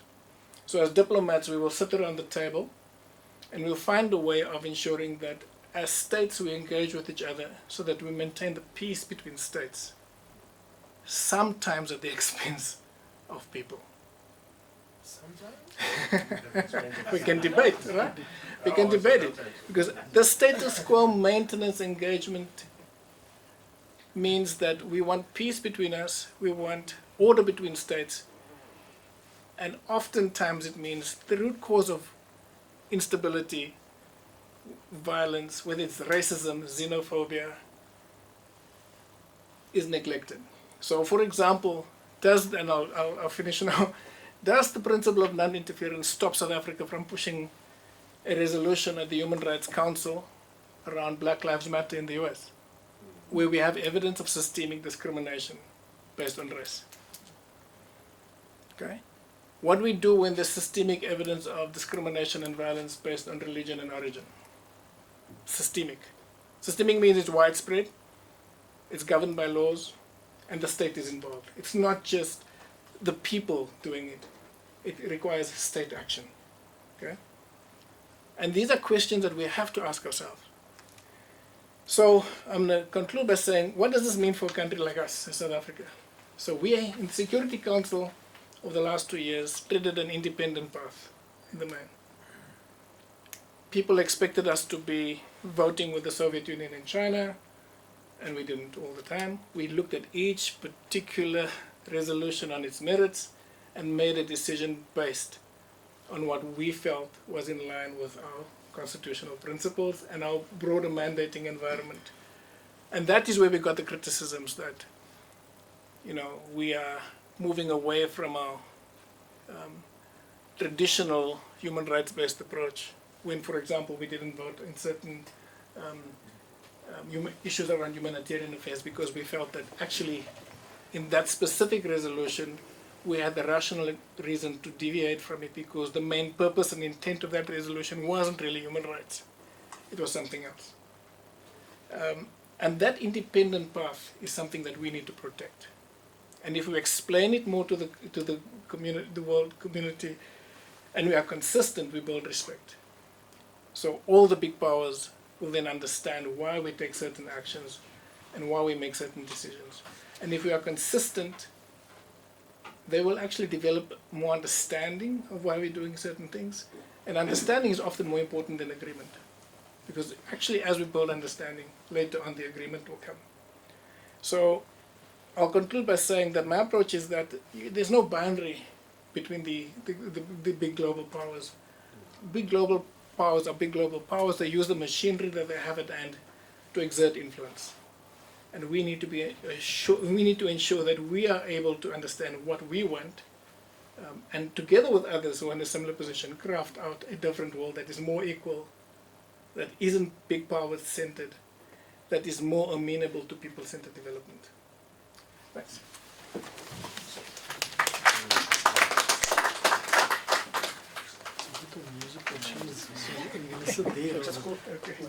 Thanks, Zane.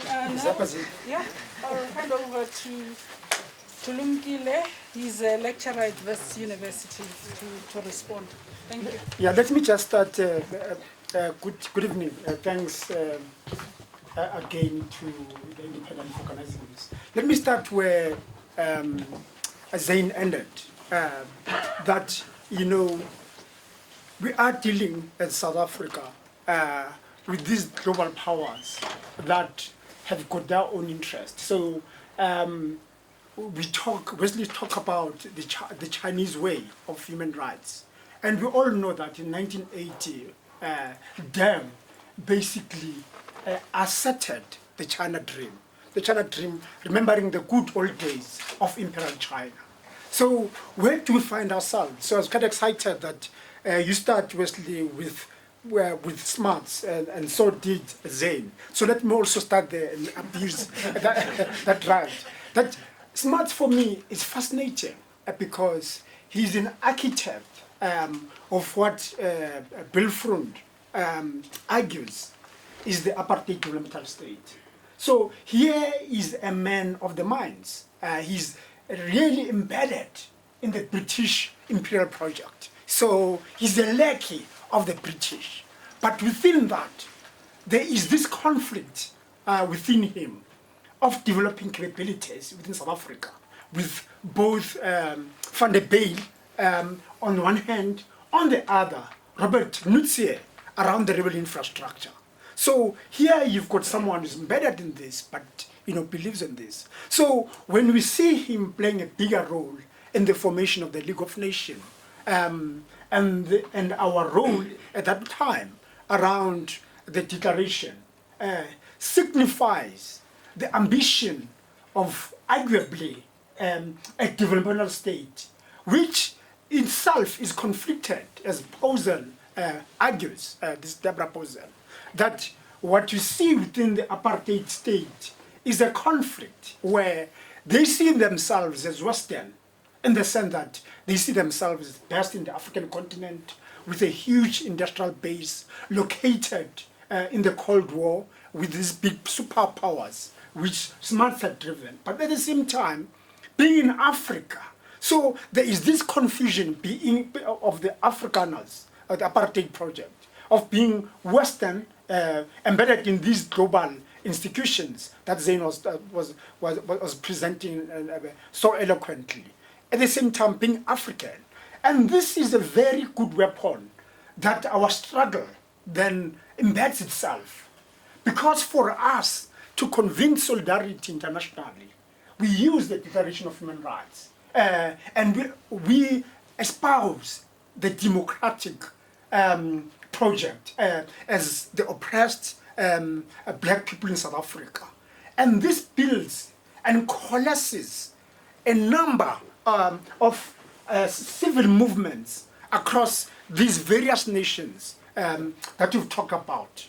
That because we're embedded in infrastructure, our struggle is just, and therefore it is worth the cause, not only for liberation movements who are spreading the words internationally, but even domestically within the liberal community.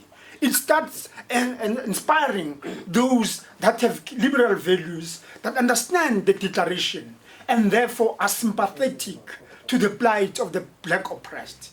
So this is what this is how when I was reading your paper and bring it back home, this is what was going through as I was reading this paper. Of importance for me in really articulating that is that even the ANC particularly itself is located within, as a liberation movement, is located within these Western narratives. For example, when it's fighting for sanctions, citing IBM, for example, arguing that, why are you selling computers to South Africa? Because the South Africans are using it to keep the database for comrades who they're going to eliminate. So we see this play within the liberation movements, also themselves buying into this notion of being Western, but at the same, therefore, being Western means taking those values and clauses of human rights declaration, putting them in because you aspire to Western, to be democratic, to be liberal. And they do so even in the critique of South Africa's relationships, which is articulated very well in the film. Those of you that have seen the film, I don't know the title, but it's a film about the murder of Comrade September in France. It's a film about the nuclear project of the apartheid regime. So you see the ANC there also embedding itself in the same project of being anti-nuclear. So all the stuff, all the debates that we're having today around our own capabilities, around energy generation, about nuclearity, about climate change, these are the institutions and ideas that have haunted us in historical sense. And therefore, how we react to them, arguably, is that South Africa has reacted to them in the way that you've articulated very well, Wesley, that we found ourselves embedded in the Westernness, which the Smuts regime had embedded South Africa in, and therefore we continued that. Where, in fact, it gets exciting for me in your paper, particularly the Chinese story, is really a very, very interesting story that can never be replicated anywhere. The Chinese story is their story. It's not going to be replicable anywhere in the world. So, Yuan Ang, one of the scholars that I enjoy and follow, who writes in China, she's based at the University of Michigan. She talks about President Xi having been a man with rules. He talks about him articulating what he calls black rules, red rules, and gray rules. So for Ang, the red rules are the instructions that come from Xi about where China is going. So in 2012, for example, it was very clear that the biggest issue was to ensure that poverty is eliminated completely. It was to finish the job that Deng had started.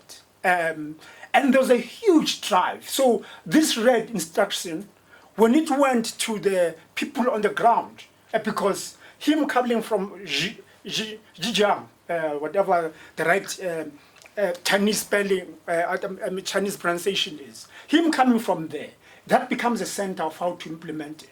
So we see from that red instruction going to black, that is the operatives or the bureaucrats implementing this project that is being done so in a very violent way.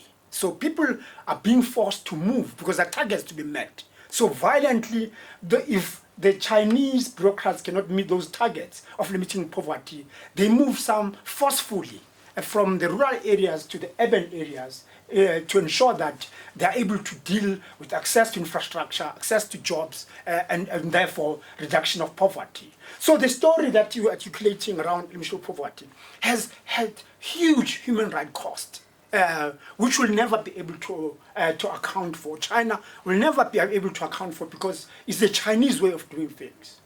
The gray part, so you've got black, you've got red, you've got black, the gray part, is really to the extent to which, therefore, when China talks about the Silk Road project, how much is it committed to Africa's development? Because this, and for you to get a notion, understanding of how committed they are, you're going to go back to Deng, to the Deng 1980s project around a Chinese dream, the Chinese dream being a superpower. So therefore, moving towards conclusion, is that in the African context, there is a battle around human rights and around what to do. So if you look at Cameroon, for example, Cameroon has used language and military for conquest. So the Francophone Cameroonians have completely disempowered the Anglophone Cameroonians in terms of how they can progress, etc., by imposing French as a language, but more importantly also by using military in the pursuance of what they see as their project of democracy and development. Similarly, if you look at Nyerere's Ujamaa project, you see also how an attempt around really articulating a different style of development of human rights in the general project. And then we come back to the final point around Ubuntu. So Ubuntu in South Africa has to be understood in South Africa within the post-1994 project. Basically, that a government led by black people has stood for 27 years and witnessed and played a bigger part in the impoverishment of black people.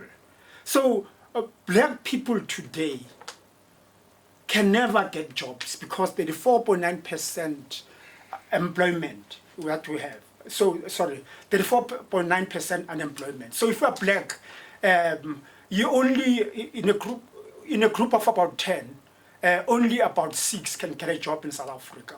In fact, others argue on the expanded that only 5 out of 10 can get a job in South Africa.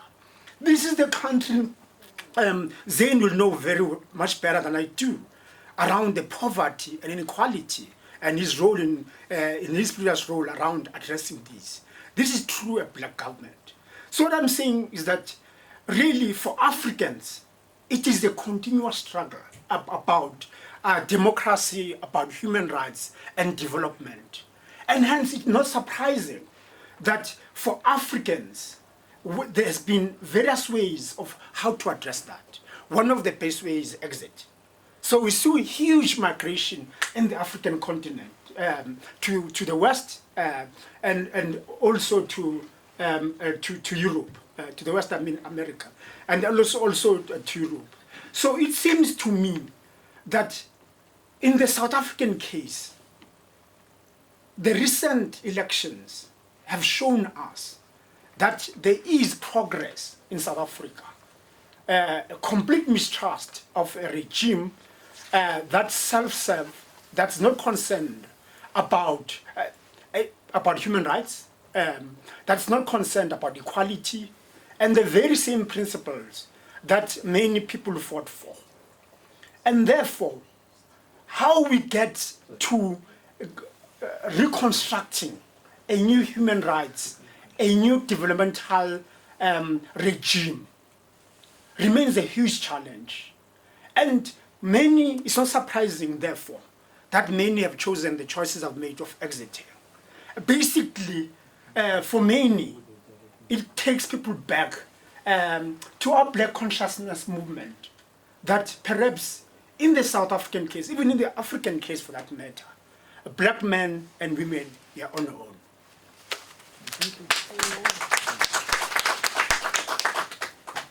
But let me begin with the first paper as the main speaker. I think the first concern I have is, you make a case for China, but I'm not hearing what your premise of what is your definition of human rights should be, so that we can actually read you through or interrogate your advancement and your defense of China in this context. So that would have helped. And I think the same applies with Zane. When I was hearing respond to you, I was interested in him actually beginning with giving us South Africa's notion or definition of human rights, because then that would assist in the conversation going forward. So that was the first. The second is, I think Zane raises the issues of, I think he makes reference to Rohingya and what happened in Myanmar and China's position on it. So we know that in this context of this conference called by Bedin, excluding China and Russia, we know that South Africa, through the president's statement that he refused to attend, right? But we don't have a statement, and it would be very interesting to hear what the DERCO has to say on this. what was our position? Why did we not attend that conference? The reason I say this is because 2006, when I conducted my honors research, I was interested in what was South Africa's foreign policy. And I must tell you that my conclusion was we did not have any. And we have continued on this trajectory of the multilateral and the bilateral. So now we're talking about Ubuntu. If you go into the white paper, South Africa's white paper on foreign policy and international relations, there's a concept I find on page 2. We are now claiming to be an Afrocentric, right? This is our position. We have an Afrocentric foreign policy. And now you ask the question, I mean, we have troops that we have forwarded to, for example, DRC Congo, to support, the MONUSCO, is it MONUSCO? And we cannot explain our explicit position. We're talking in the context of human rights. There's a genocide happening. I think, thanks to Sunday Independent, my paper will come out next week on what is happening on the genocide on the Banyamulenge people. And you have to ask South Africa's role or position in this context. And, I'd be fascinated to hear if you could talk, because what you said here to us leaves me with more questions than answers on South Africa's role in the context of human rights. Let me pause there because I can continue. Thanks. Well, thank you. First thing I'd like to say is that the Sunday Independent should be congratulated for organizing this debate. It's quite ironical and paradoxical that in the pre-democracy era, we used to have more of these debates. Second Trust, you name it. We had Jay Naidu saying roll, mass action, roll, that kind of stuff. But in the post-democracy era, we had these debates kind of disappear. So this is a welcome development. One critique, because a start is not always a perfect start, but it's a great start. One critique is that, Wesley, you spoke about the ambitions of the girl child in Africa. But on that panel, the visionary ambition of the girl child is not represented because there's no woman there. She's the Makulubas for today. So that's what I'm saying, that the start has to be congratulated and praised. A critique has to be offered as well. Because as Thomas Sankara, correctly recognized, is that democracy is not democracy without women's emancipation. So that means women's involvement. As Biko said, African people, black people don't simply want to be included. They want to make the decisions about how to be included. So I think for women to be represented on the panels is important so that girl child can see her ambition on that panel and be able to actually make it a reality in her mind. But one thing I want to ask you, Wesley, is one, if you make a case for China and the ability to advance economic development, double digits, is quite admirable. But what do you say to the fact that our own constitution in our country would be illegal in China? In other words, you wouldn't be able to operate freely in China. It's a surveillance government. It's a one-party state. Our very constitution would be, which is based on human dignity. The first founding principle in our preamble in our constitution, founding provisions, is human dignity. In other words, human rights. All right? That would be illegal in China because it means you can criticize the government. What happened to Jack Ma is a case in point in China because he criticized the government, suddenly he disappeared, came back to apologize, and all kinds of things happened to his company. So that's a question to you, Wesley. How do you reconcile the two? The fact that you make a case for China, whereas our own constitution in our country would be illegal in China. Secondly, I want to ask a question to you, Zane. And that is... Zane, yeah. Zane indicated that to some extent, we are essentially proxies of these bigger governments. In other words, sort of like a cheese slice between a sandwich. But here's the thing.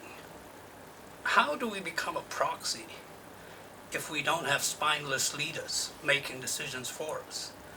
is that an indication of the problem with these big powers, or is it more an indication of the kind of leaders we have who should actually protect their people and have failed to protect their people against these big powers? My last question to Mondi is to Lumkile Mondi is, you talked about unemployment, and you know the economy very well, and from your days at the IDC. What do you say to this argument that I have made often, and you know, I've been called a feminist and I'm proud of that the unemployment in the country is caused mainly, and if you look at the Second World War, when a lot of women were employed because the men were out dying in war. What do you say to the argument that I make, that it will take the destruction completely of patriarchy for that unemployment rate to be brought down to single digits? For as long as the patriarchy exists, only a few can get employed, and you talked about, you know, 6 or 4 black people being able to get a job out of 10. But those people are essentially, in this country, it's more men who are at the top positions and women at the lower positions. What if we turn that pyramid around? We turn it over and we put women at the top and men at the bottom for a change. How's that? I would like to maybe hear from them, how would they define our constitution, which is generally known as a liberal constitution. And by that, I assume and I mean based on the individual rights, right? With all the other issues there in the Bill of Rights. But is my understanding correct that it's based on the individual? And then does it militate against what I think our people quest is at the moment is for economic rights, is for jobs, as Dr. Mondi is saying, it's for an upliftment from this poverty. So does the Constitution in fact militate against that quest from the masses of our people to get rid of the yoke of poverty? Question. I'll take the last question. Yeah. Anyone? Yeah, I have 3 questions. And Zane, you... 3 questions. Yeah, well, yeah, no, I mean, the three panelists, I mean, really. Yeah, something that you said piqued my interest, that South Africa has been criticized for its foreign policy, right? I mean, that it has been said doesn't actually exist, and so on. And it's supposed to have been to be human rights based, as Mandela said. And then you've said that at times South Africa takes a contrarian position that's than to the popular one. So I'll give one good example. I mean, this recently there was for a vote for gay rights, and South Africa went against it. It went against it. I mean, it actually got into trouble with Brazilians, and I'll just Google now. I mean, we had an article on it and explaining. So, and why would you say that we don't support certain positions because they are couched as human rights issues, but they are not necessarily human rights issues. There's more behind that which is supposed to be human rights, and it's not actually a human rights issue. Maybe you have a better example that you can use than mine, while I look for mine, which I have. And then Wesley, one of the big things now that makes the news about China and its violation of human rights is that it has taken a hell of a lot of Muslims and other people and it's put them in camps, re-education camps and so on.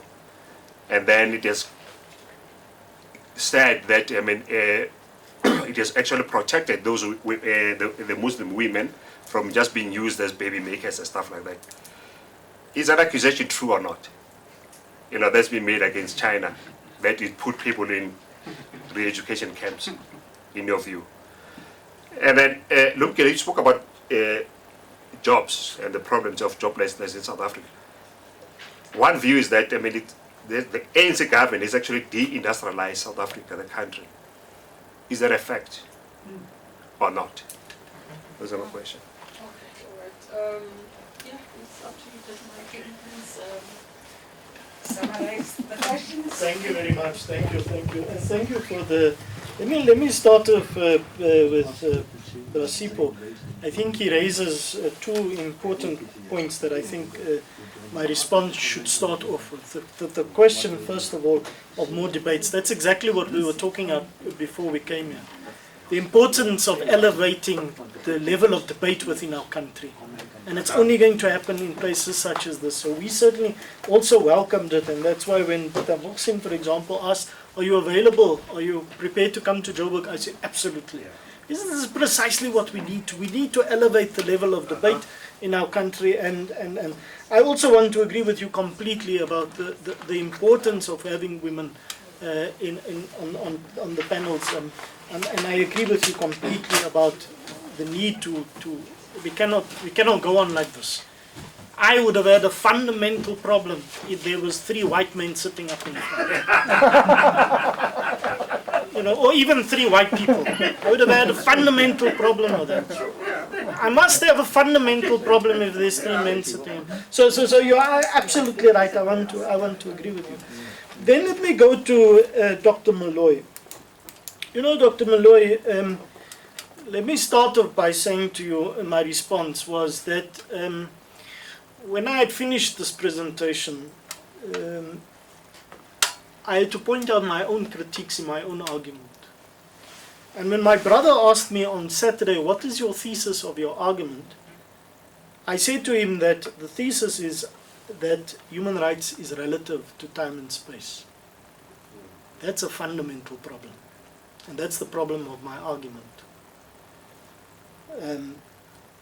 So the question then becomes, does South Africa have a definition of human rights? Well, the question is there one?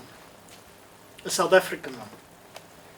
I've articulated that the West has understanding, and Zane has certainly indicated that they put much more emphasis on civil rights, and the East would put much more emphasis on socio-economic rights.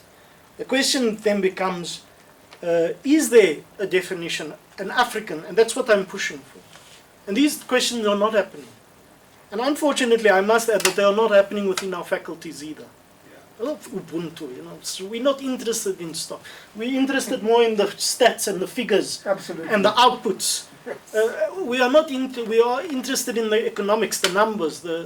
We are not interested in these touchy-feely questions of Ubuntu. Exactly what do we mean when we talk about Ubuntu? And I'm sure, I can criticize government, for example. Not that Brazil is representing government here today, but we can certainly criticize government. The question becomes it is the role of our universities to be leaders in thought in our country. The question is how much have come out of that. So that, and that applies to the question of no foreign policy either. I think you've answered your question. Is there a definition of South African human rights or African human rights? Well, you've answered the question that there is no foreign policy. I won't be that harsh. I think that there is a foreign policy. But I think that the emphasis has certainly put in, at different times and in different administrations, there have been different approaches. The second criticism I have of my presentation is the fine line between learning lessons from China and becoming a mini Chinese. And I think, Brazil, that is the conundrum that I'm sitting with. Because often the presentation would be that he is promoting China. And I'm not doing that in the least. I think that there are lessons that we can learn from them, but I certainly don't even think that the Chinese would want me to be a mini Chinese. Now that is the difference, Comrade Zane, in the approach of the Chinese. So I would want to differ with your binary understanding at the moment. Because even China and Russia, in this response to this conference, in the response to the summit, they came out and they said, but the world is not we're not stuck in the Cold War anymore. So it's a very Western understanding to respond even by thinking it's an either-or kind of situation.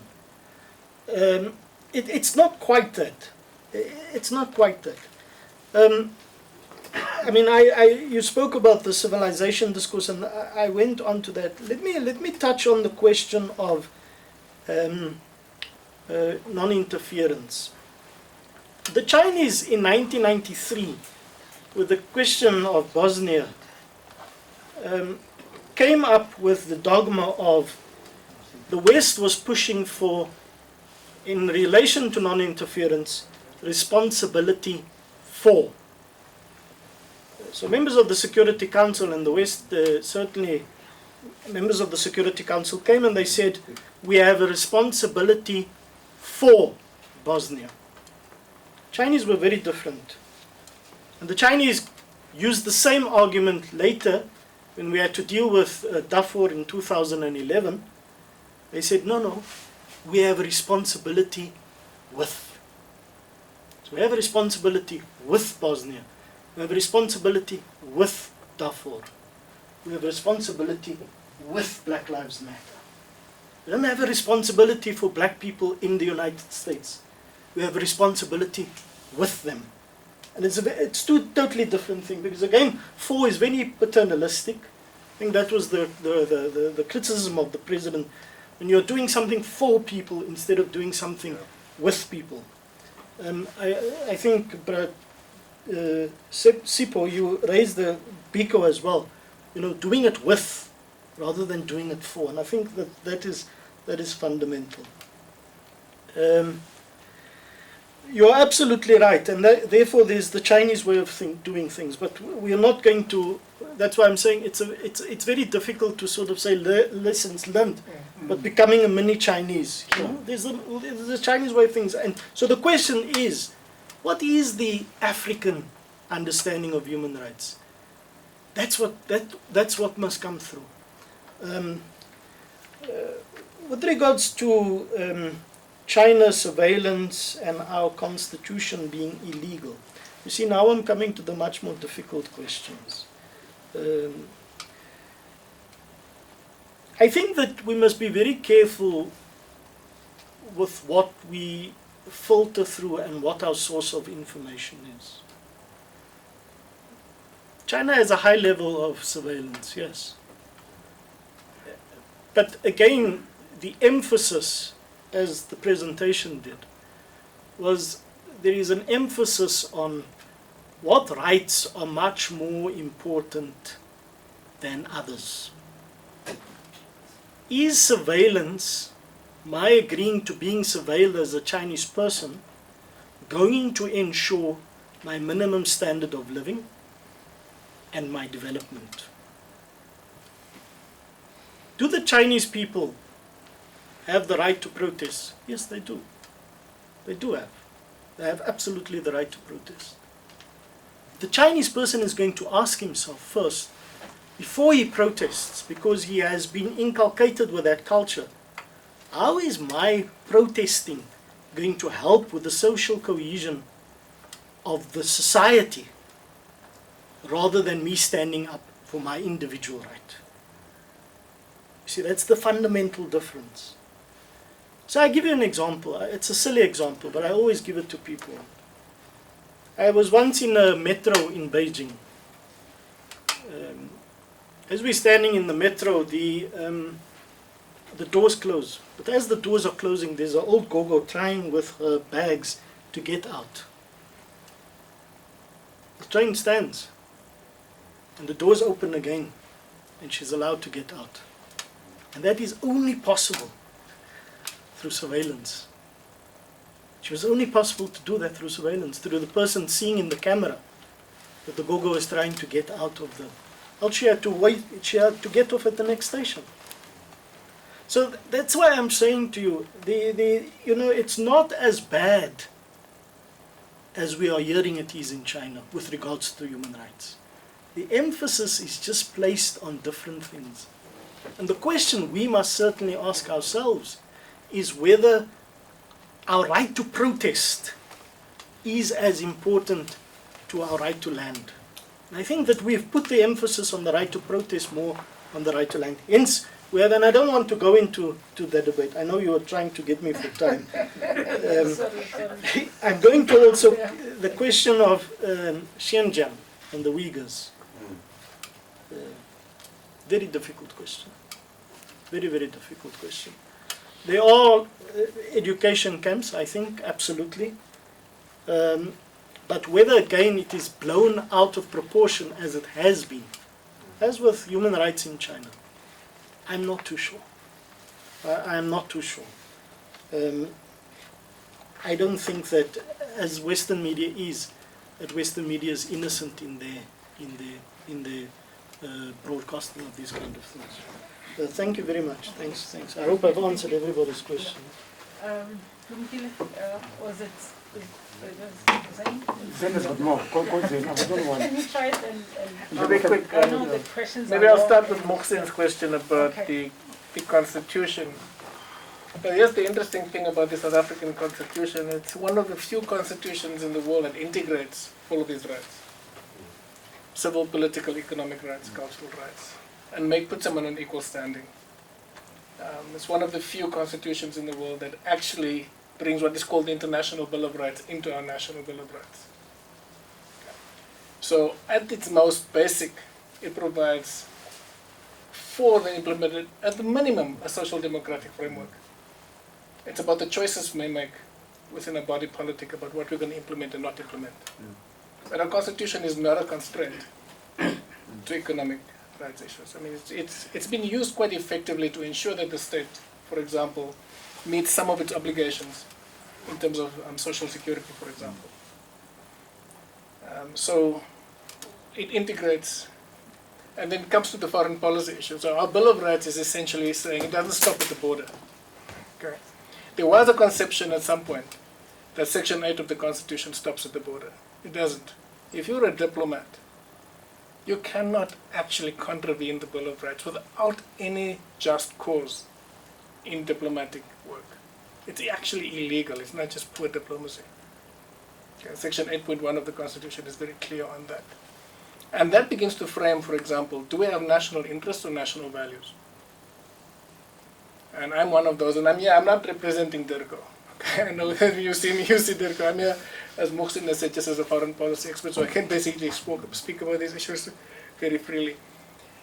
When you have national values, it's not just what comes in terms of what's on paper. It's basically, and there's a history of struggle about what is it that we find offensive and what we find acceptable. And that has been shaped by struggle for gender rights, for example.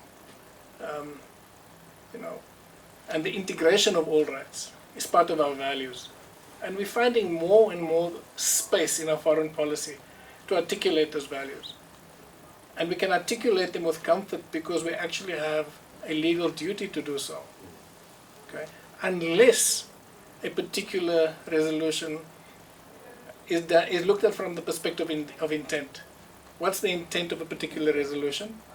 And I'll be very clear. For example, we work with a whole range of institutions around sexual rights. But we also know that, for example, there's pinkwashing from certain states who will plunder and occupy on Wednesday, and on Thursday push sexual rights in the international arena, and we challenge that. We challenge that. So, if we take the LGBTQI rights in the international community, South Africa and Brazil sponsored the first resolution ever in the international domain in 2011. The follow-up resolution against South Africa and Brazil sponsored in 2014. Where we had a hiccup was on the special rapporteur to actually, what we call mandate holders, to go and follow up whether resolutions have been adhered to or not. And in Geneva, our guys abstained, and it was not the instruction. That was corrected at the General Assembly a few months later. But of course, given the fact that South African civil society is robust, these were correctly challenged through the media and others. The 2016 abstaining on the special rapporteur issue. Okay, but as you can see that there is a trend that we're beginning to move more towards assessing what is our value base, not a narrow national interest perspective, because you have more than one interest. You've got national interests and you've got national values. and it's that values, those principles of the Constitution, essentially that we need to amplify and push in the pursuit of a foreign policy as well. And this is the issue about non-interference. We agree with others that the Pacific resolution of conflicts is important and should actually be the most important issue that we push. We tend to ask questions about, when we started, it's not about whether use of force is illegal. It's about, is it wise? Is it wise to use the use of force? And we actually have to look at, if there's a situation where South Africa seemed to be silent, complicit in parts of the eastern DRC and others, we must engage with that, okay? Because that is something that we must interrogate. Because if there's anybody that says, yeah, I'm not a government representative, the moment I go into the UN and I sit behind the flag, I represent the executive. There's certain rules that are incumbent on me to obey. The same with the soldier that we deploy. There's certain, and we must ensure that that is enforced. Okay. I'm trying to summarize the questions and combine them into one. But just I think that the issue is we do have a foreign policy. We have a foreign policy, and this bridging role is an important one. We've done it quite successfully in many cases in the Security Council, where we've actually sat down with different delegations, whether it's around women's rights. I'll just give you a practical example. In the last sitting of the Security Council, there was a peace and security resolution and the role of women as mediators. Traditionally, these resolutions are sponsored by the non-permanent members, the elected members coming from Europe. Okay. Here we found Russia sponsoring this resolution. And we got calls from Capital saying, how can South Africa be sponsoring a resolution on women, peace and security sponsored by Russia? And my first question to them was, have you read the resolution? And no, they haven't read the resolution. Because then they would find that there was absolutely nothing in that resolution sponsored by Russia that was challenging the traditional, what they call the body of principles around women, peace and security resolutions. And it was an opportunity lost to take the women, peace and security agenda from 2 or 3 non-elected members of the Security Council coming from Europe and actually make them part of the broader Security Council agenda. And we had to explain ourselves to many capitals on that. And South Africa, just a few months before, sponsored a similar resolution that was unanimously voted for. Okay? The Russian resolution didn't depart from ours very much, but it was opposed. It wasn't opposed based on its merits. It was opposed based on geopolitical considerations. And this is the issue that I talked about, power. I think the power is not about whether individual leaders make good or bad decisions or have no backbone. The global institutional power is structural. Okay? It's structural. In the longer paper that I wrote that's been published on the UN at 75 spells this out, from the various sections in the Charter, from the Security Council to our ECOSOC, for example, the UN platform dealing with economic, social, and culture is weak. And it's not weak because it's just poorly capacity. It's weak by design. The peace and security platform is weak, is strong by design. And this is what I'm talking about, the boundary issues, is that these powerful countries, and this I talk about politics of power and global governance, work together to maintain the global status quo.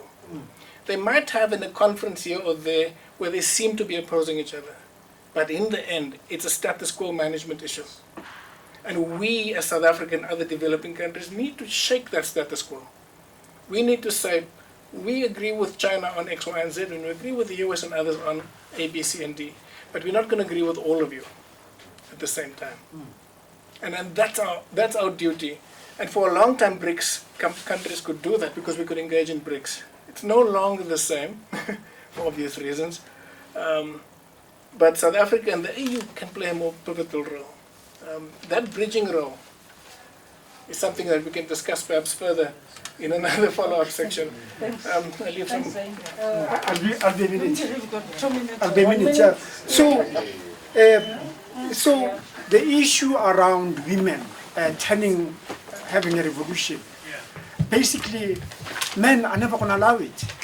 So through the traditional authorities that are constitutionalized in South Africa, where men have reinforced the colonial institutions of ensuring that black rural South Africans continue to enjoy the most difficult experiences with small land parcels, etc., when they were large parcels. So that issue is about blacks resolving their own problems, either as their own small community, if it's a Mabele saying that we own so much land, let's take as much as we can. Amatlu will be similar. But at the moment, men are just happy, having a good time. So that's a big question. On the issue of deindustrialization at Tabu, you have to read a book, I think you've reviewed it in the conversation, written by Vishnu Padiachi and Robert Farnikerk, called The Shade of Liberation. It's very, very clear that the ANC's preoccupation is about political power. Economy only matters when it can access resources from that it can suck from white capitalists and give it to cronies. So the BEE, it is a scheme, it's a political scheme where white capitalists and the political ANC elite cut a compromise, and they share that compromise or that rent to the politically favored. And hence what we're seeing not only a widening of inequality between black and whites, we're seeing a huge widening of inequality among blacks because of the crony capitalism that the ANC has signed up to.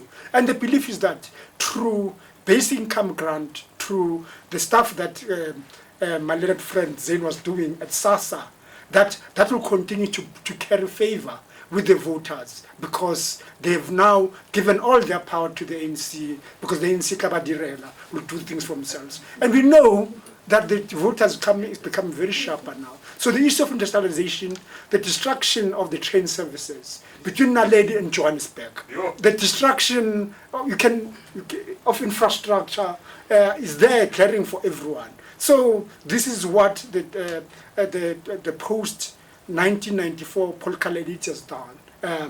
It's basically, as Moeletz will argue, they've been the architects, and they continue. As long as they're in power, they'll continue being the architects and implementers of black poverty. Look, it's always good to hear a different perspective to the run-of-the-mill mainstream, the narrative. So this was quite good. There are always questions about South Africa's foreign policy, whether it has a foreign policy or not. I mean, people have been questioning that. And also there's been, a lot of people are saying that we have deviated from our foreign policy, which is supposed to be human rights based. Now for me it was enlightening to listen to the speakers actually address that issue. So I leave a bit enriched. It was very teachable, it was very engaging, I learned a lot, and I'm looking forward to writing an article basically just expounding on what was discussed today. I think that the event, we need more of these kind of platforms to discuss such issues about democracy and human rights. And just looking at it from my point of view, I thought that perhaps if we had more time, we'd engage more and have more questions, but we didn't, so maybe next time we'll have more time. Thank you. I think the issue mostly to do with just using China as an example of how it is dealing with its social security issues, how it has brought in medical aid for all its citizens, and just looking at how it has indigenously dehumanized human rights. It's quite an interesting topic. I don't think I'm an expertise in it, but I can just say that I would have loved to know more about it, because now in South Africa we have a social security system that is working. Just looking at the way China has been able to eradicate poverty from 2012 to 2019, those kind of issues, like looking at them as an example, is quite interesting. It's quite interesting. Thank you so much.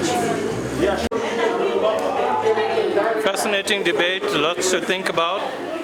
I definitely would attend another one.